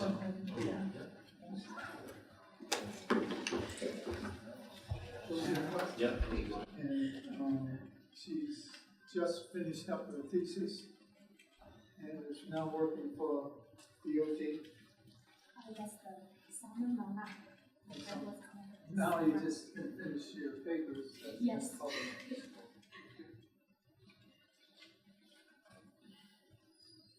Thank you. My name is Hui Chen. I'm a PhD student of the Department of Civil and Environmental Engineering, and Professor Liang Kim is my major advisor. So today I'm going to talk about one of my research using activated carbon to enhance the contaminant removal from a porous asphalt pavement system. We call the porous asphalt pavement system as PAPS. So in today's talk, I'm going to talk about the conventional PAPS and also the enhanced PAPS, which was created in our lab in this study. I'm going to present my study from these 6 parts. First is introduction. I'll talk about the PAPS and the roadway runoff. And next is the objective of my study. And next is the experimental procedure. In this part, I'm going to talk about how we construct our PAPS in the lab and how we test the contaminants removal through these systems. And then would be result and discussion, conclusion, and further studies. First is introduction. Let's look at the roadway runoff. For the paved impervious pavement, this of the roadway, like this roadway, include the driveway, the sidewalk, the street, and the parking lot. When there is rainfall or storm or snow melts, this impervious pavement stop this water infiltrate into the underneath ground. And the rainwater and the snow melt will flow over the surface, which becomes the roadway runoff. And any sediments on this surface will be washed by the runoff, and that's how the roadway runoff becomes contaminated. From these 2 pictures, we can see there are a lot of stuffs in this runoff. They can be leaves, sticks, and paper, plastic, cups, oil. And to this picture, we can see this is the road be de-icing with the salt and dirt, and so all this salt and dirt be carried by the snow melts and finally discharged into the stormwater system. There could be also some contaminants will not be visually seen. They can be dissolved in small particles. So when we talk about the stormwater, the roadway runoff, there are the contamination associated with suspended solids, oil and grease, heavy metals, bacteria, nutrients, and pesticides. So where are these contaminants from? It's a roadway, so obviously it would be vehicles. For the vehicles, the tires, the brake, the paint, the rust of the vehicle will deposit small particles onto the surface. In the dripping oil or any leaking engine fluid, they contain the other heavy metals, toxic phosphorus, and toxic organic compounds. And also the construction site on the side of the road, the car exhaust. Sometimes the car exhaust, they will not burn totally in the engine, and then when they release from the exhaust, there is rainfall. The raindrop will carry this exhaust onto the ground. And the road-killed animals and pet discharge, they will contribute nutrients and bacteria. And look at the side of the road. When we use the fertilizer, the pesticides, they can also be washed out by the runoff onto the surface of the road and become part of the roadway runoff.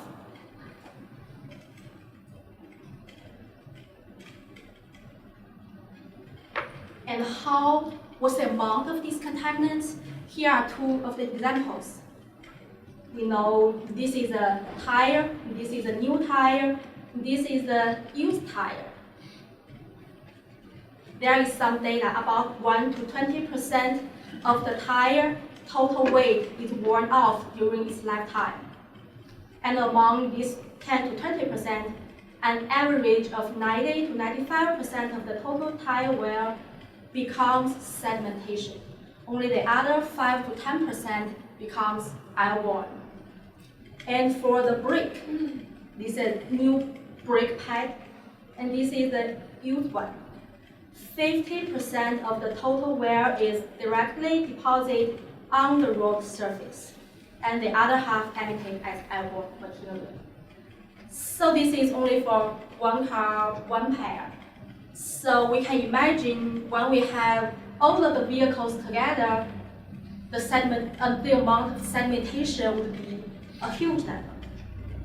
And they are all deposited on the surface of the road and becomes part of the roadway runoff.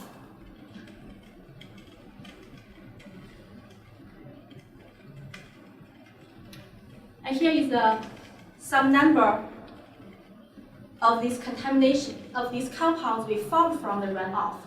For example, these are the contaminants, and these are their major source, and these are the concentration they found from the roadway runoff. And this CCC is the freshwater chronic standard, which is a maximum concentration for the aquatic life for their exposed for a lifetime without causing serious problems. And the drinking water standard is the maximum concentration which was allowed for people to drink.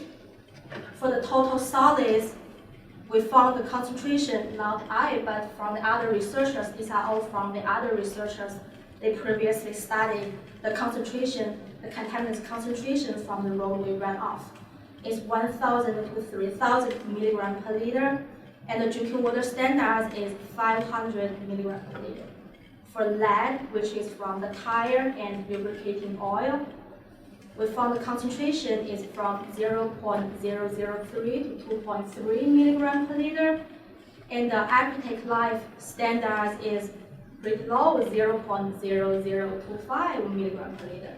And the drinking water standard, the MCL is 0.015, but MCLG is the goal. What we really want is 0 milligrams per liter. And so on for iron, for copper, for nitrogen. Their concentration are all higher than the aquatic life criteria and the drinking water standards.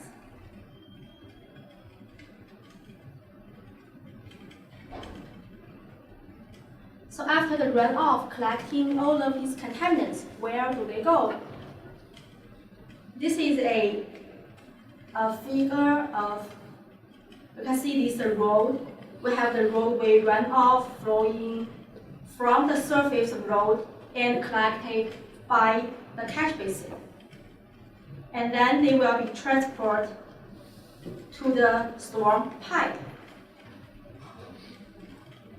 When collected by the storm pipe, one option is they will be discharged directly to the nearby water body without any treatment.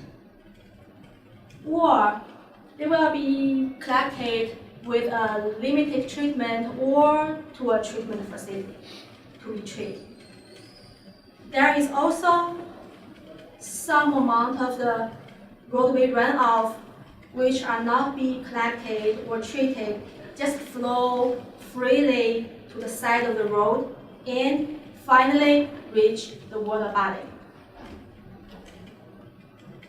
So how many percentage of this roadway has been collected and how many were just discharged without any treatment? There is no accurate number to study this data, but when we look at the EPA website, when they talk about the roadway runoff, they said a large amount of this runoff pollution is carried directly to water bodies. The roadway runoff is a source of significant contributions of pollutants to our nation's waters.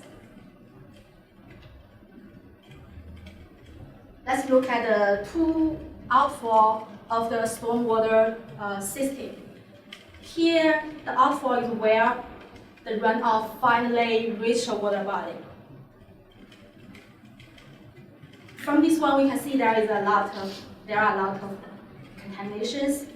These water are contaminated, and from this part, this picture, we can see this is the runoff carrying a lot of sediments, and also this is a large amount discharge of runoff carrying away to discharge to the water body. And as an environmental engineer, these are all not what we want to see. The current stormwater efficiency, stormwater management method demands to taking care of the quality and the quantity of the stormwater runoff.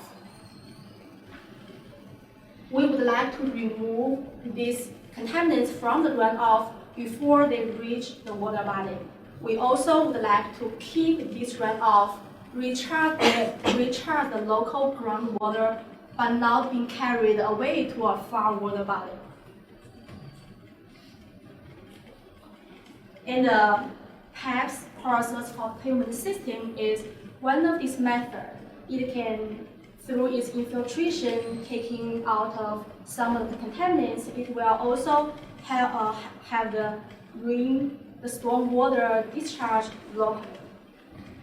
It is, this method meets the current stormwater management criteria. It's also one of the methods listed in the Rhode Island Stormwater Design and Installation Manual, which is being published by Rhode Island DEM. The PEPS was first being developed in 1970s, and it getting more and more used only this century after people realized the roadway runoff is a major contaminant source for our water body. Let's look at this process for pavement system. It contains several layers. The first layer is a top porous asphalt layer. When making this top porous asphalt layer, comparing with a conventional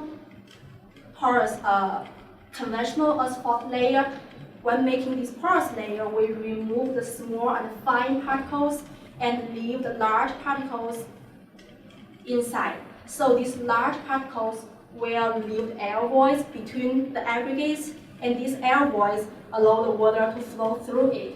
This is a piece of sample of the porous asphalt. We can see the water after arriving on the surface, on the top surface, it will flow through the pavements, the porous pavement, through the air voids.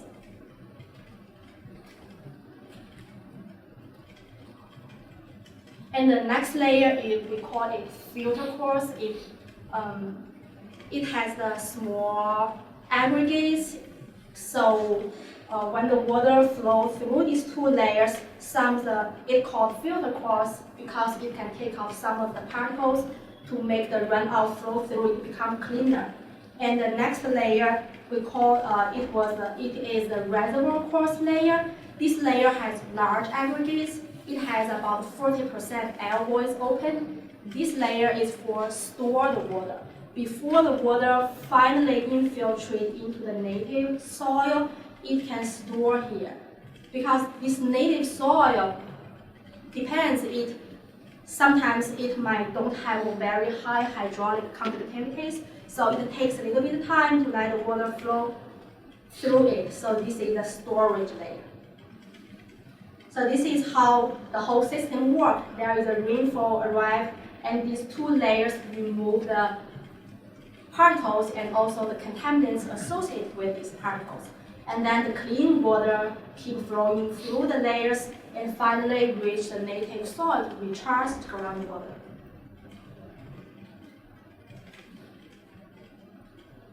And these are some applications. Where do we use this process for pavement system? This one is in California. They use this to a low traffic road.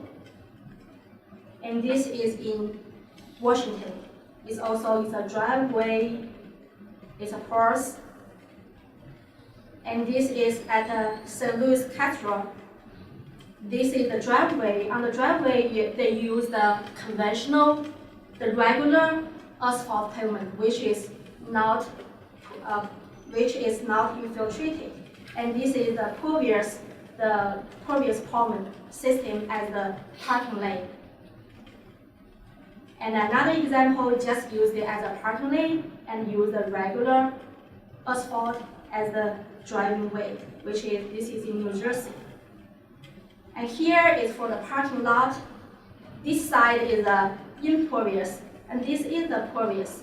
So for this side is wet, it needs the water transportation system. And this one now is dry.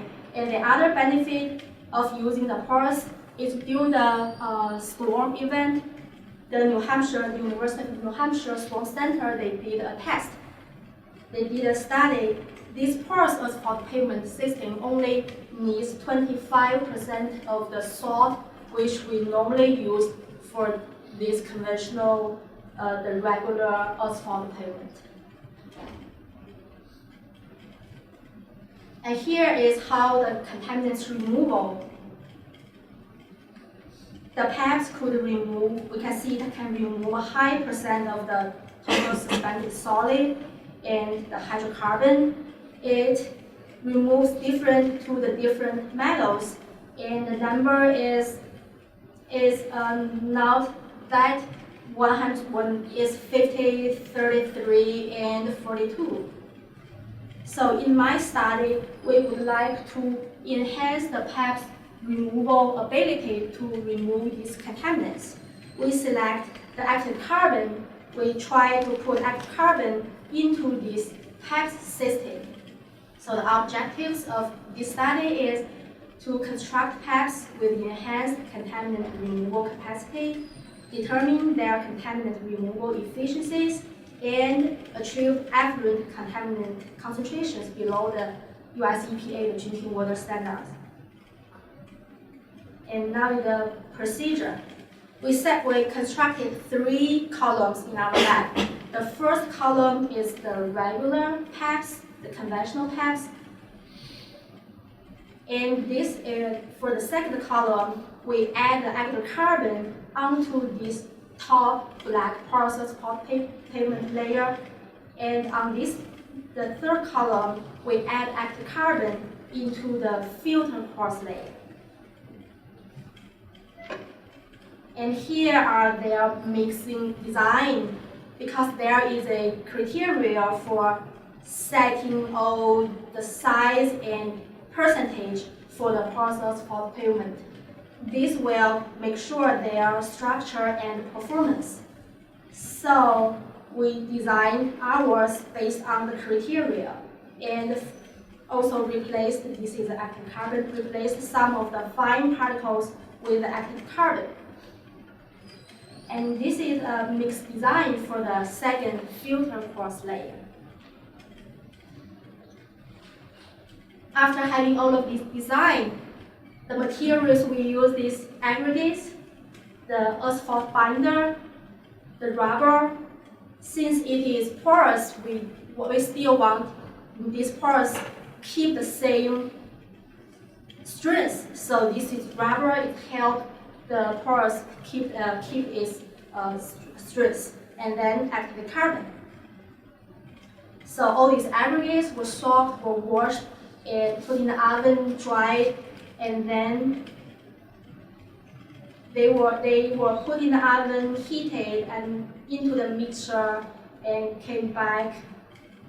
And then the mold will also preheat, and they put into the mold, into the compactor to be compacted. And this is the final product. And here is a comparison of, this is the not porous, just the regular asphalt pavement sample. This is the porous. We can see it has a larger air voids, and this looks smooth, just the air voids are smaller than that. And here is how these three columns looks like. The first is control column. This is a CPP column, which has active carbon added in the top process for pavement layer. This is called CCA column, which has the active carbon added on the second filter course layer. And to start the experience, we prepared the synthetic roadway runoff at the inflow. In the synthetic roadway runoff, we put these 5 contaminants inside because the heavy metals are the very common found contaminants from the roadway runoff, as we discussed before, because they are from the vehicle parts. And these 2 VOC there were 2 nationwide VOC, the roadway runoff contamination studies, and these 2 are the 2 most detected VOCs from that 2 national studies. That's why we pick up these 2. And this synthetic roadway runoff, we pump through the tube and flow through the column. And then the effluent was collected, and then we compare the influent concentration with the effluent concentration to see how much were removed. And here are the results and discussion part. This is their air voice. This is the sample we created in the lab. This is the conventional, past the top layer. And this is after the GAC was added. So the air void, after the GAC was added, air void increased and the hydraulic conductivity increased. And these are some study did by Malik, their samples, air voids and hydraulic conductivity, just to compare. And here is our influent and effluent. When we look at this is for the dichromethane, this is the influent, this is their effluent. We can see with the influent concentration increase, this CCA column, which is has the active carbon added onto the second layer, removes almost all the dichromethane. We do not have dichromethane tested from the effluent. And for the CPP column, which has the active carbon added onto the top asphalt pavement layer, with the increased influent concentration, it has the increased effluent concentration. And for this control column, which for the same influent, it has the highest effluent concentration, which means the CCA column removes, after adding the GEC, it removes most of the, which has the highest contaminants removed, and then the CPP column, and then is the control column. And we did the same figure to the dichromethane and also to the 3 metals. We all found the CCA column has the lowest effluent concentration. And here is a comparison of their average removal efficiency. These are from the other research they've been reported. And these 3 other columns we constructed, the control column, the CPP column, the CCA column. And this is for the dichromethane, again, the CCA column, which has the highest contaminants removal efficiency. And then is the CPP, and then the control column. For the metals, it is the highest removal efficiency. We also tested the infiltration rate for the 2 layers, which 2 layers we add active carbon onto the top layer, and to the other column we add to the second layer. These are the same amount of GAC, and we test the infiltration rate. The flow rate, the infiltration rate with the GAC added to the second layer is lower, which means when the runoff flow through that layer takes longer time, which gives it a longer time to contact with the active carbon.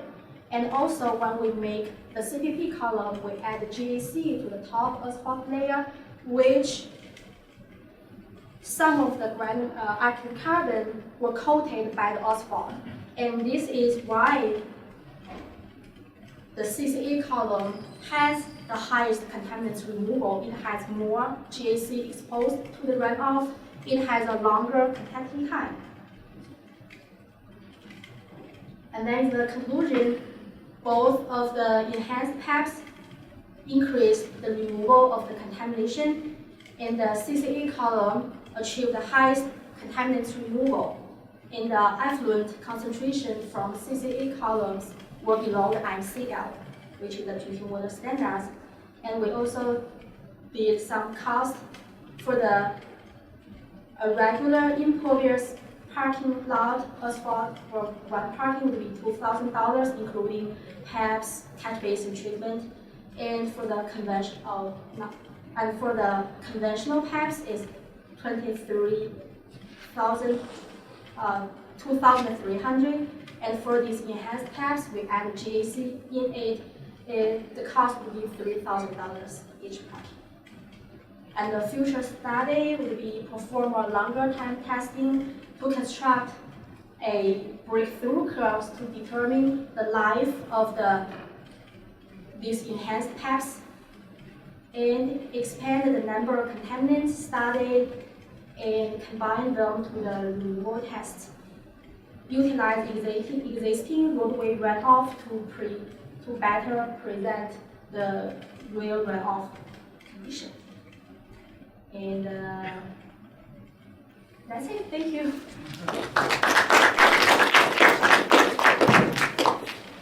Do we have any questions for you?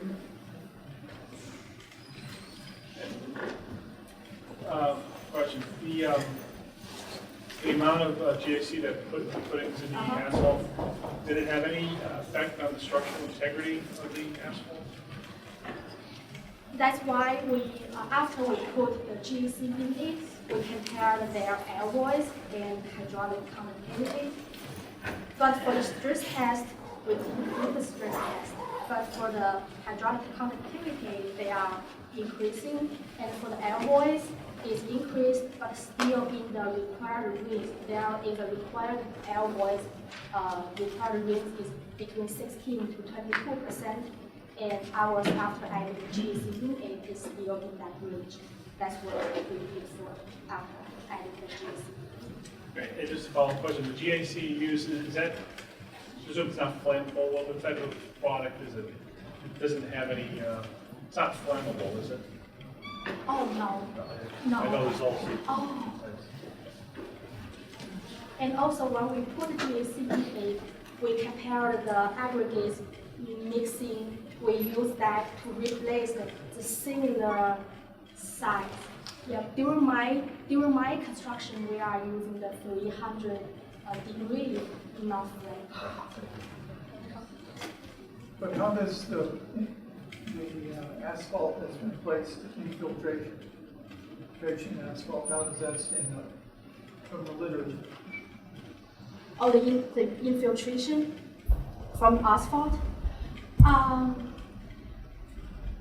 For the non-pervious, in my study, I compare the alloys, like my alloys is 16% something, and for the regular, non-impervious, they are 4% alloys, but I didn't see the infiltration test for that asphalt. Even for the porous asphalt, there are very few studies test that. That's why we test it.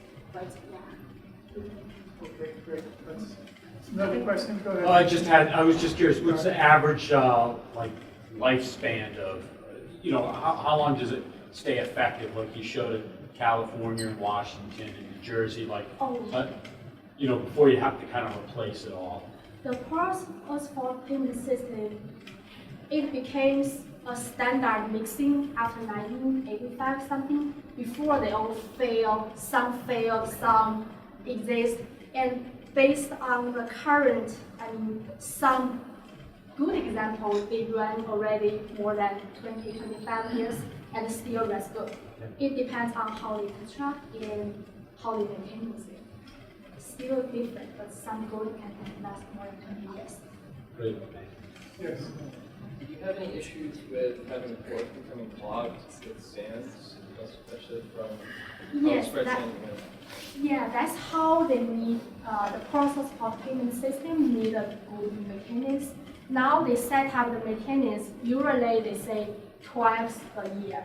And when you de-icing, you don't use the salt with dirt, only use the salt.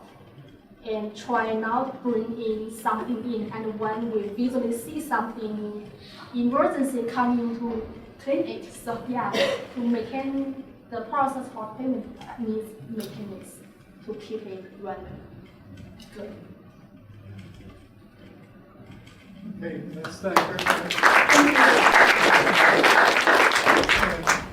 Last speaker is going to tell us about the real world, Henry Meyer from Kingston Water District.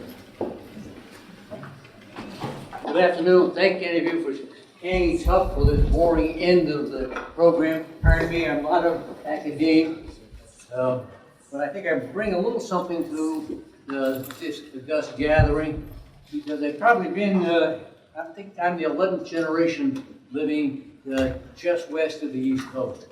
And by that I mean I overlook Block Island Sound, been in my family for over 300 years. Before I get started, how many of you like canoeing, paddling, etc.? All right. That's a leading question, because you're the kind of guy I know from a long time ago, right, that will go the places I go. But Dr. Thiem won't. And I can guarantee most of you won't. When I get this hooked up and running, I guess you've got sort of started. Take a minute or two.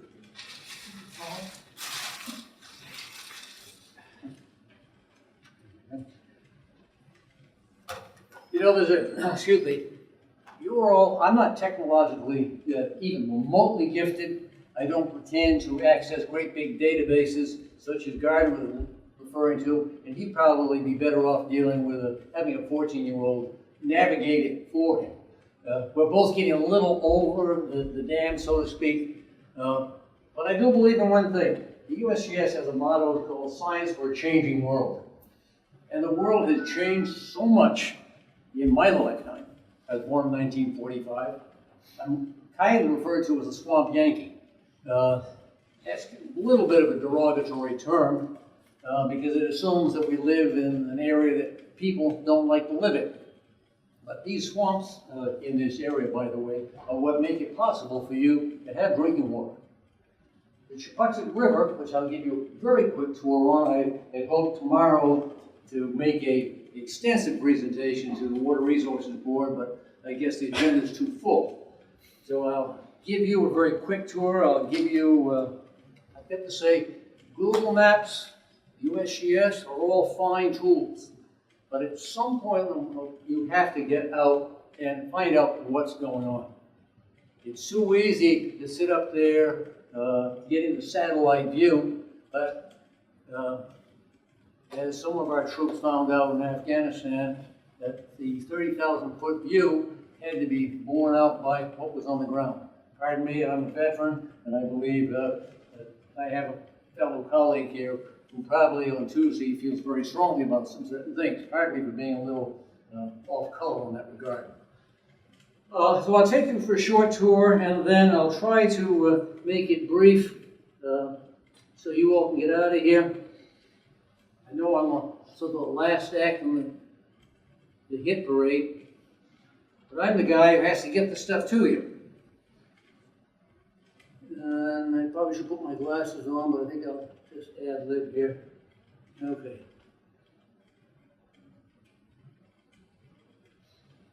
Pardon me, I should have had this on a thumb drive put in one of your high-tech machines, but we'll have to poke along here.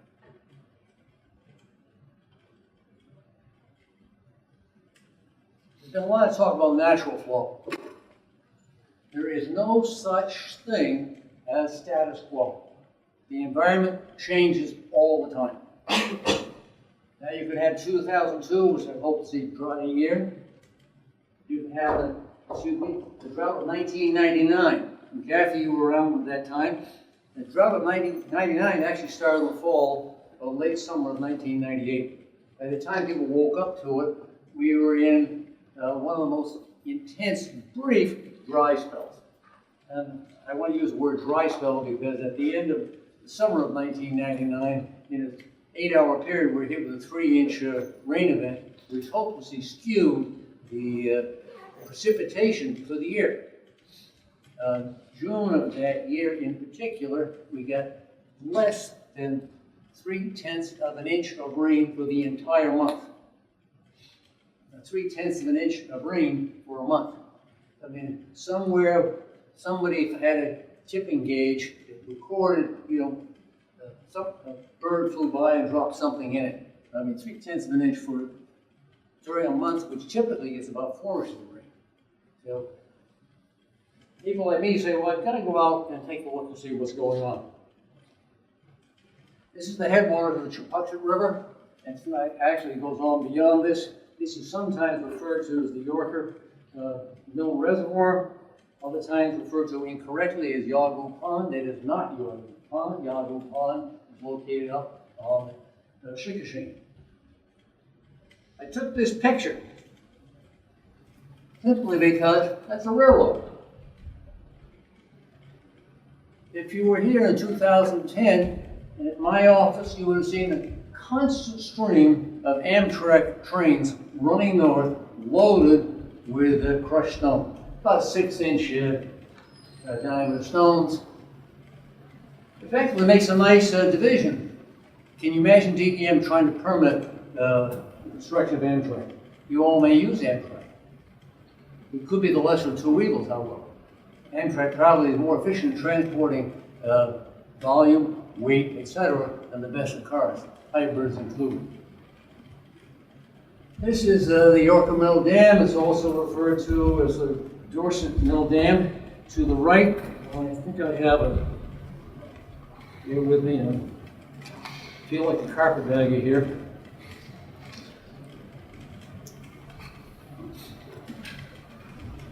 Out in that area, in 2005, the state had to come in and put in 3 siphons in order to get water over top of that dam to keep the dam from letting go. That was also the year that the town of North Kingstown was used as a poster child because the Hunt River went dry. 3 months later, we had a record rainfall. In October, most of you probably weren't here in 2005, therefore don't remember. Kathy, I'm sure you do. Dorset Mill, 1810, natural flow. Well, you've got to go back before 1810 to get to what people would call the National Geographic natural flow. Pardon me, if anybody's here familiar with National Geographic, I do subscribe, but it is a changing world to quote USGS. All right, this is the upper end of the Chepachet. Coming down from that dam, I am now walking in the river.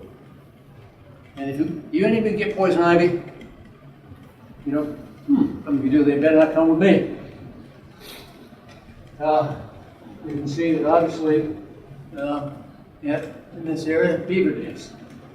And I tried to make this a brief tour, brief as possible, because really what I want to demonstrate to all of you, that this is not the world of, quote, natural in the sense that, well, the professor might remember, he and I are sort of approaching the same end of the time spectrum.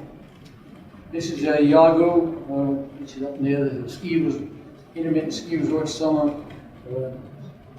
tubing facility. Here. Beaver were reintroduced into the Great Swamp area, in this area in particular, in 1973. I know it because I know the man who did it. It's also the time when the Chepachet, the flow recording that USGS has done since, 1945 or even earlier, although there was an interval of time when I guess the gauge was not funded, therefore there's a little gap. But starting in 1970, just say the mid-70s, all of a sudden, DEM has been holding this up in front of me. Well, the water flow has changed dramatically and continues to change dramatically. Well, beaver had not been in this area for over 200 years. Or the same. Oh, it's still different in common. This is wolf rocks.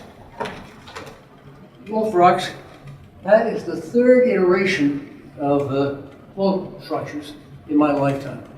When I was a kid, younger than you all, by a long shot, we used to come up in this area because it was a wooden bridge. The wooden bridge was replaced with galvanized tubes, and then in about 1999 this was installed. We used to go up there, and yes, we used to go skinny dipping, nobody in the area back when I was probably 8 or 9 years old. I don't think the population of South Kingstown was more than 4,500, 5,000 people. University of Rhode Island, this building wasn't here by any means. In fact, University of Rhode Island used to have Quonset huts. Anybody know what Quonset huts are? I'm sure you all don't. The last one I think is gone. But I'll save that for another day. But this stream wasn't as wide as this counter is long. It had a sandy bottom. It now has a muck bottom. When I say a muck bottom, if you stand in, you will sink at least to your hips, if not to your armpits. And it is dangerous, plain and simple. We had a bunch of young men, a father and son actually, who this past spring had to be rescued from the Chapuxet because they managed to get out of their Zodiac. I don't know why they thought a Zodiac the motor was going to be able to make it up and down these streams. Got disoriented, tried to walk out, was stranded for 2 days. It took a helicopter to get them because the rescue people could not go up or down the Chapuxet. This is downstream of, Underacre Pond.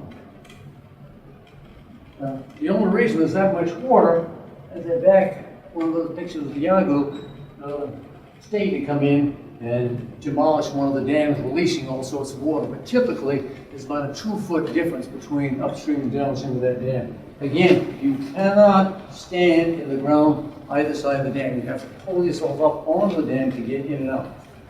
It's that cool. This is just upstream of Route 138. You know where that is. Some of you probably go up and down that road routinely. You want to get out of here. And the USGS is a gauge station. Gauge is here. The recording device is actually also one side. And from time to time, you may have to lock it up for Gardner because one of his technicians is a little absent-minded.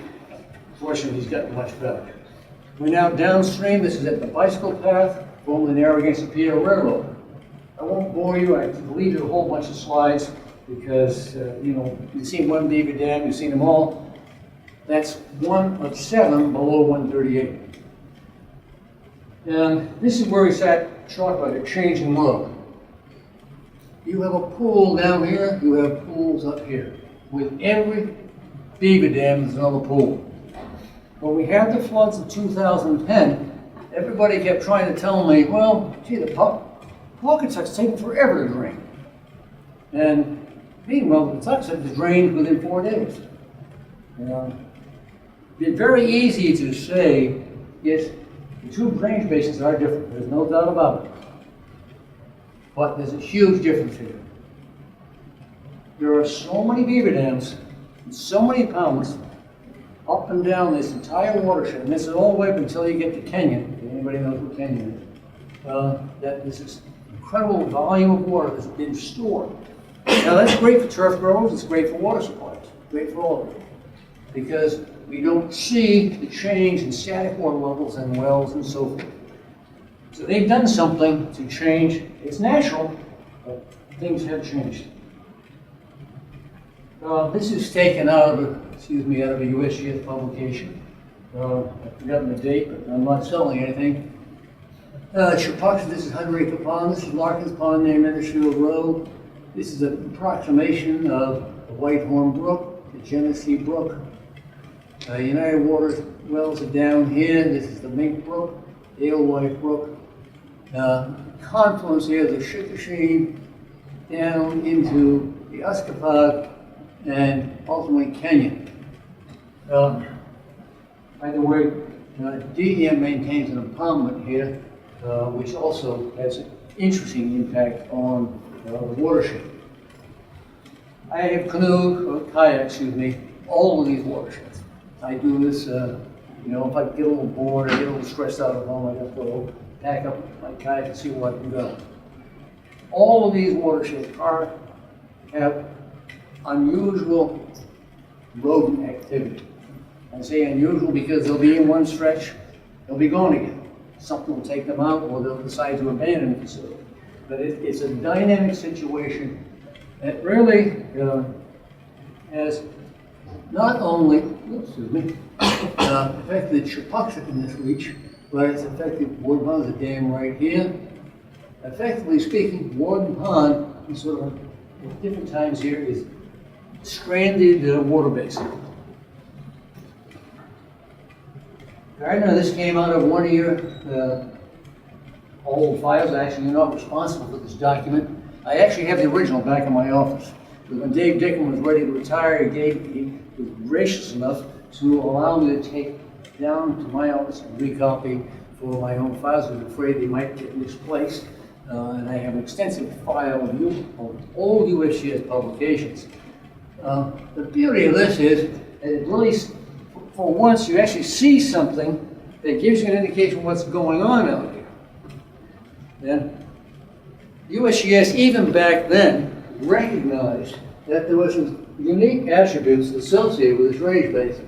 This is the railroad tracks, Industrial Road. Okay? URI and Kingston have our wells in this general vicinity. Our well 3 is over here. Our well 4 is about there. But you look at these bands of solid material. The Charleston Moraine is sort of down in here. This old watershed. Warden Pond here, Chepuxet River meandering like so. You have an extensive swamp formation. This swamp formation, because the stream is no longer channelized, the swamp has spread out dramatically. The soils are beyond, not just saturated, they're super saturated. This has changed the flow regime that Gardner monitors. Actually, he has a pre-flood condition already in place. It doesn't take much to turn the Chepuxet, actually the Pawcatuck, into the, that's the terminus of Warden Pond. This is where my acquaintance and good friend Elisa Richardson will probably talk to you about stream flow depletion and how much water technically should be available at this point. It is not a gaugeable site. The ground is way too saturated and historically has never been monitored. It's been calculated how much flow is available, but it is yet to be validated. I would take you on a longer tour. By the way, going up and down the Chepuxet now from, Taylor's Landing, Route 138 to Warden's Pond alone is about a 3 to 3.5 hour endeavor. Lots of poison ivy going north. That's completely obstructed, is one way to put it. The formation that makes up 30-acre pond and 100-acre pond really have a unique, and I won't, Gardner can fill you in much more technically than I can, except to say that they are connected, not just in surface flow, but also in subsurface. So the superficial geology area is interesting at best. Now, bear with me a moment. Rather than talk, oops, missed something here, excuse me.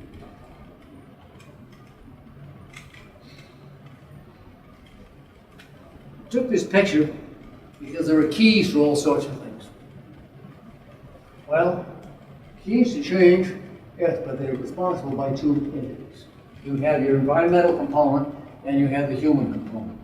And just for the record, I want to be very clear that I have a major disagreement with the approach that we have sort of embarked on in dealing with water allocation, and that is that whether it's public systems, private water systems, farmers, etc. It's all human use activity. And it's important to keep a handle on that because it's too easy to sort of pin the tail on a donkey. It says this entity, it's that entity, it's some other entity. It is a collective process. Okay. Bear with me a second. I have another very brief walkthrough. Kathy, bear with me. You've seen this before, or at least a piece of it.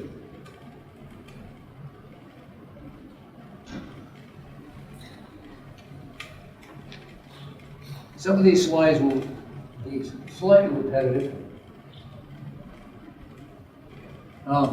We take water, right now, at the top of this hill, water is technically transferred out of the sub-basin. Whether by sewer treatment plants, etc., or simply by sheet runoff to another basin. And the nearest adjacent basin is the Saugatucket, and then of course the coastal areas where other utilities are located. And I really stress the last bullet, opportunity for rural water management, because it is in that overall management that you can accomplish things. I am not a big fan of regulation. We have regulation galore, and by and large, excuse me, doesn't break the speed limit getting to or from work. And we're all guilty, so let's have a little common sense.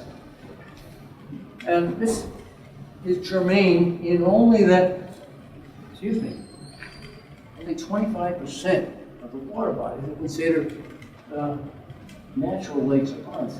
And if you go through this area, you will see time and again, it's an old mill pond, it's an impoundment for some other reason, agriculture, whatever.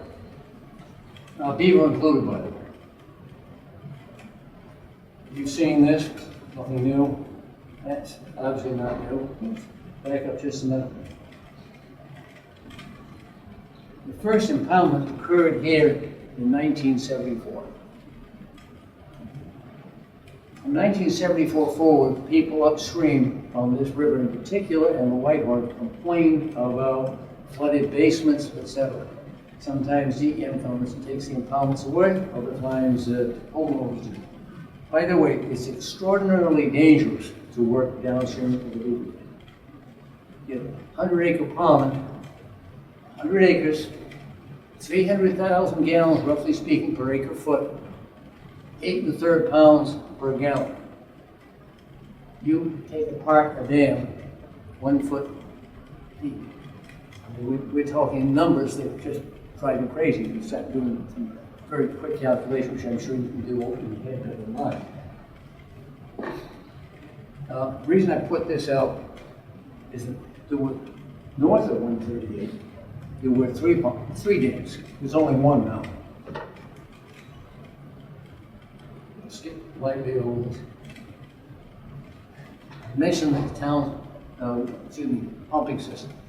This is the collection point for all water, wastewater in this area, whether it's the university, individual houses, all the water we pump to the individual houses is collected down the bottom of Kingston Hill. It goes up the top of the hill, it's collected down the bottom of the hill, and then pumped by a force main out of the basin all the way over to Narragansett to a regional wastewater treatment.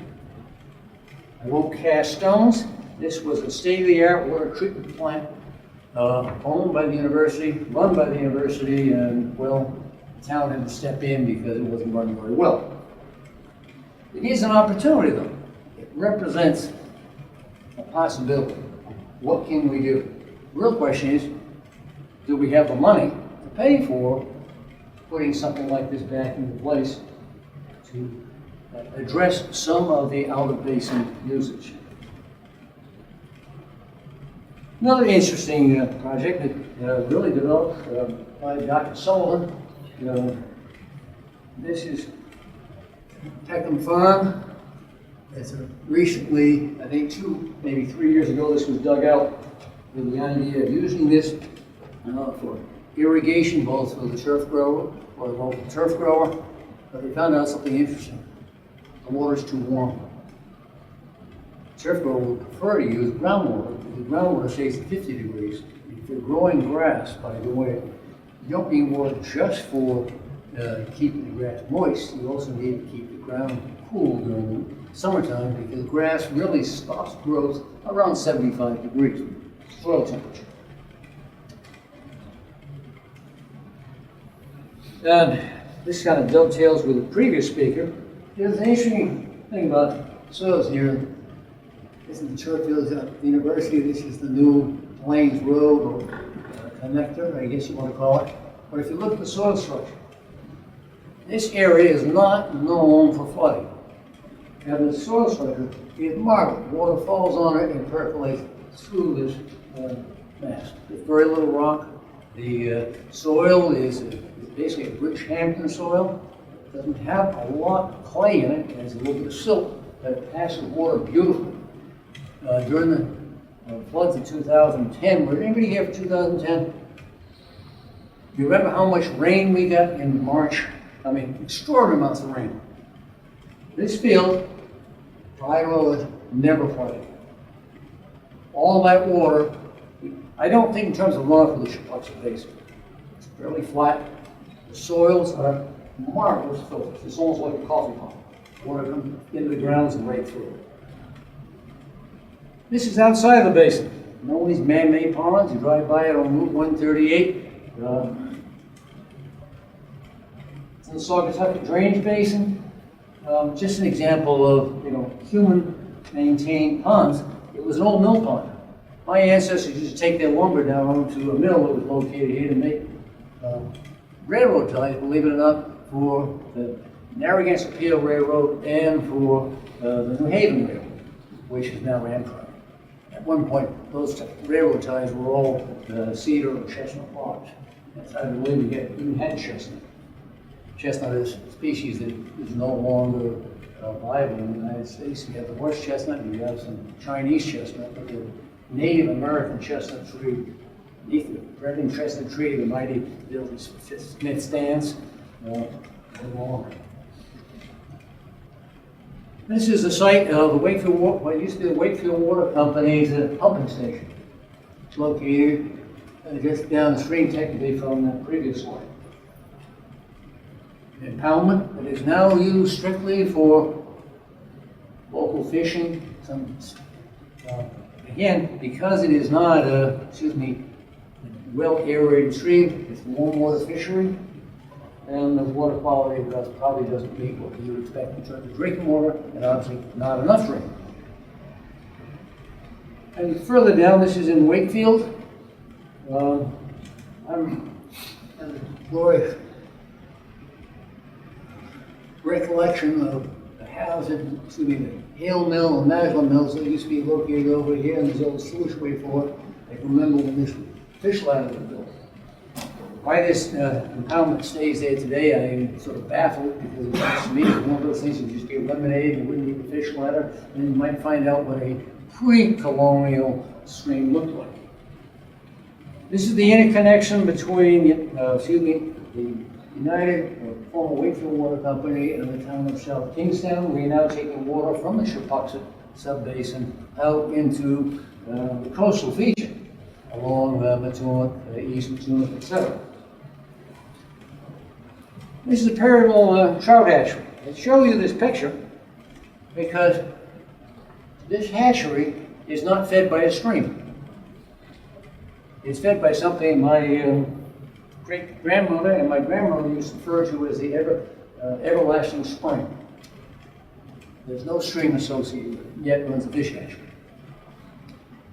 How does that happen? Well, if we went back to that slide that I stole from Gardner's organization, the Charleston Marine it stops most of the water flow. It's a bit like a beaver dam. It stops most of it, but there is water flow through the Charleston Marine Formation, which, miraculous enough, sort of boils up there. There are some ponds in that same thing referred to as wash pond. The little wash pond, we got the name because they were used for, back when I was young, for raising sheep and washing the sheep. The top of the Charleston Marine, if you come over it, just to give you a little bit of trivia to take home with you, used to be covered with mountain laurel. Well, if you're a sheep farmer, you hate laurel. The laurel nickname is sheep. Back in that era, they would have kept the slopes looking even cleaner than what you see here. And finally, the end of everything is the Carpenter grist mill. The Carpenter grist mill is fed by a stream which actually originates in Perryville, but is fed with a man-made pond. That's the end of my presentation, but I would caution you that there are a lot of opportunities to change what we do and how we do it. The question that we gave in terms of, for example, the Shepuxet, how do we take the water that we ship out of the basin? Is there an opportunity to return some of it? Is there an opportunity to intercept some of what we send out before sending it out?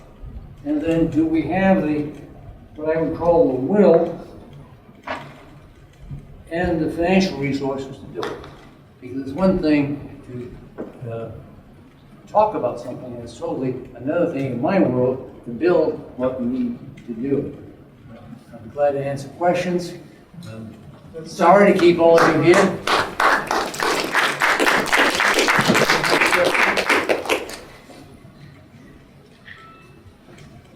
I have one big question. Sure.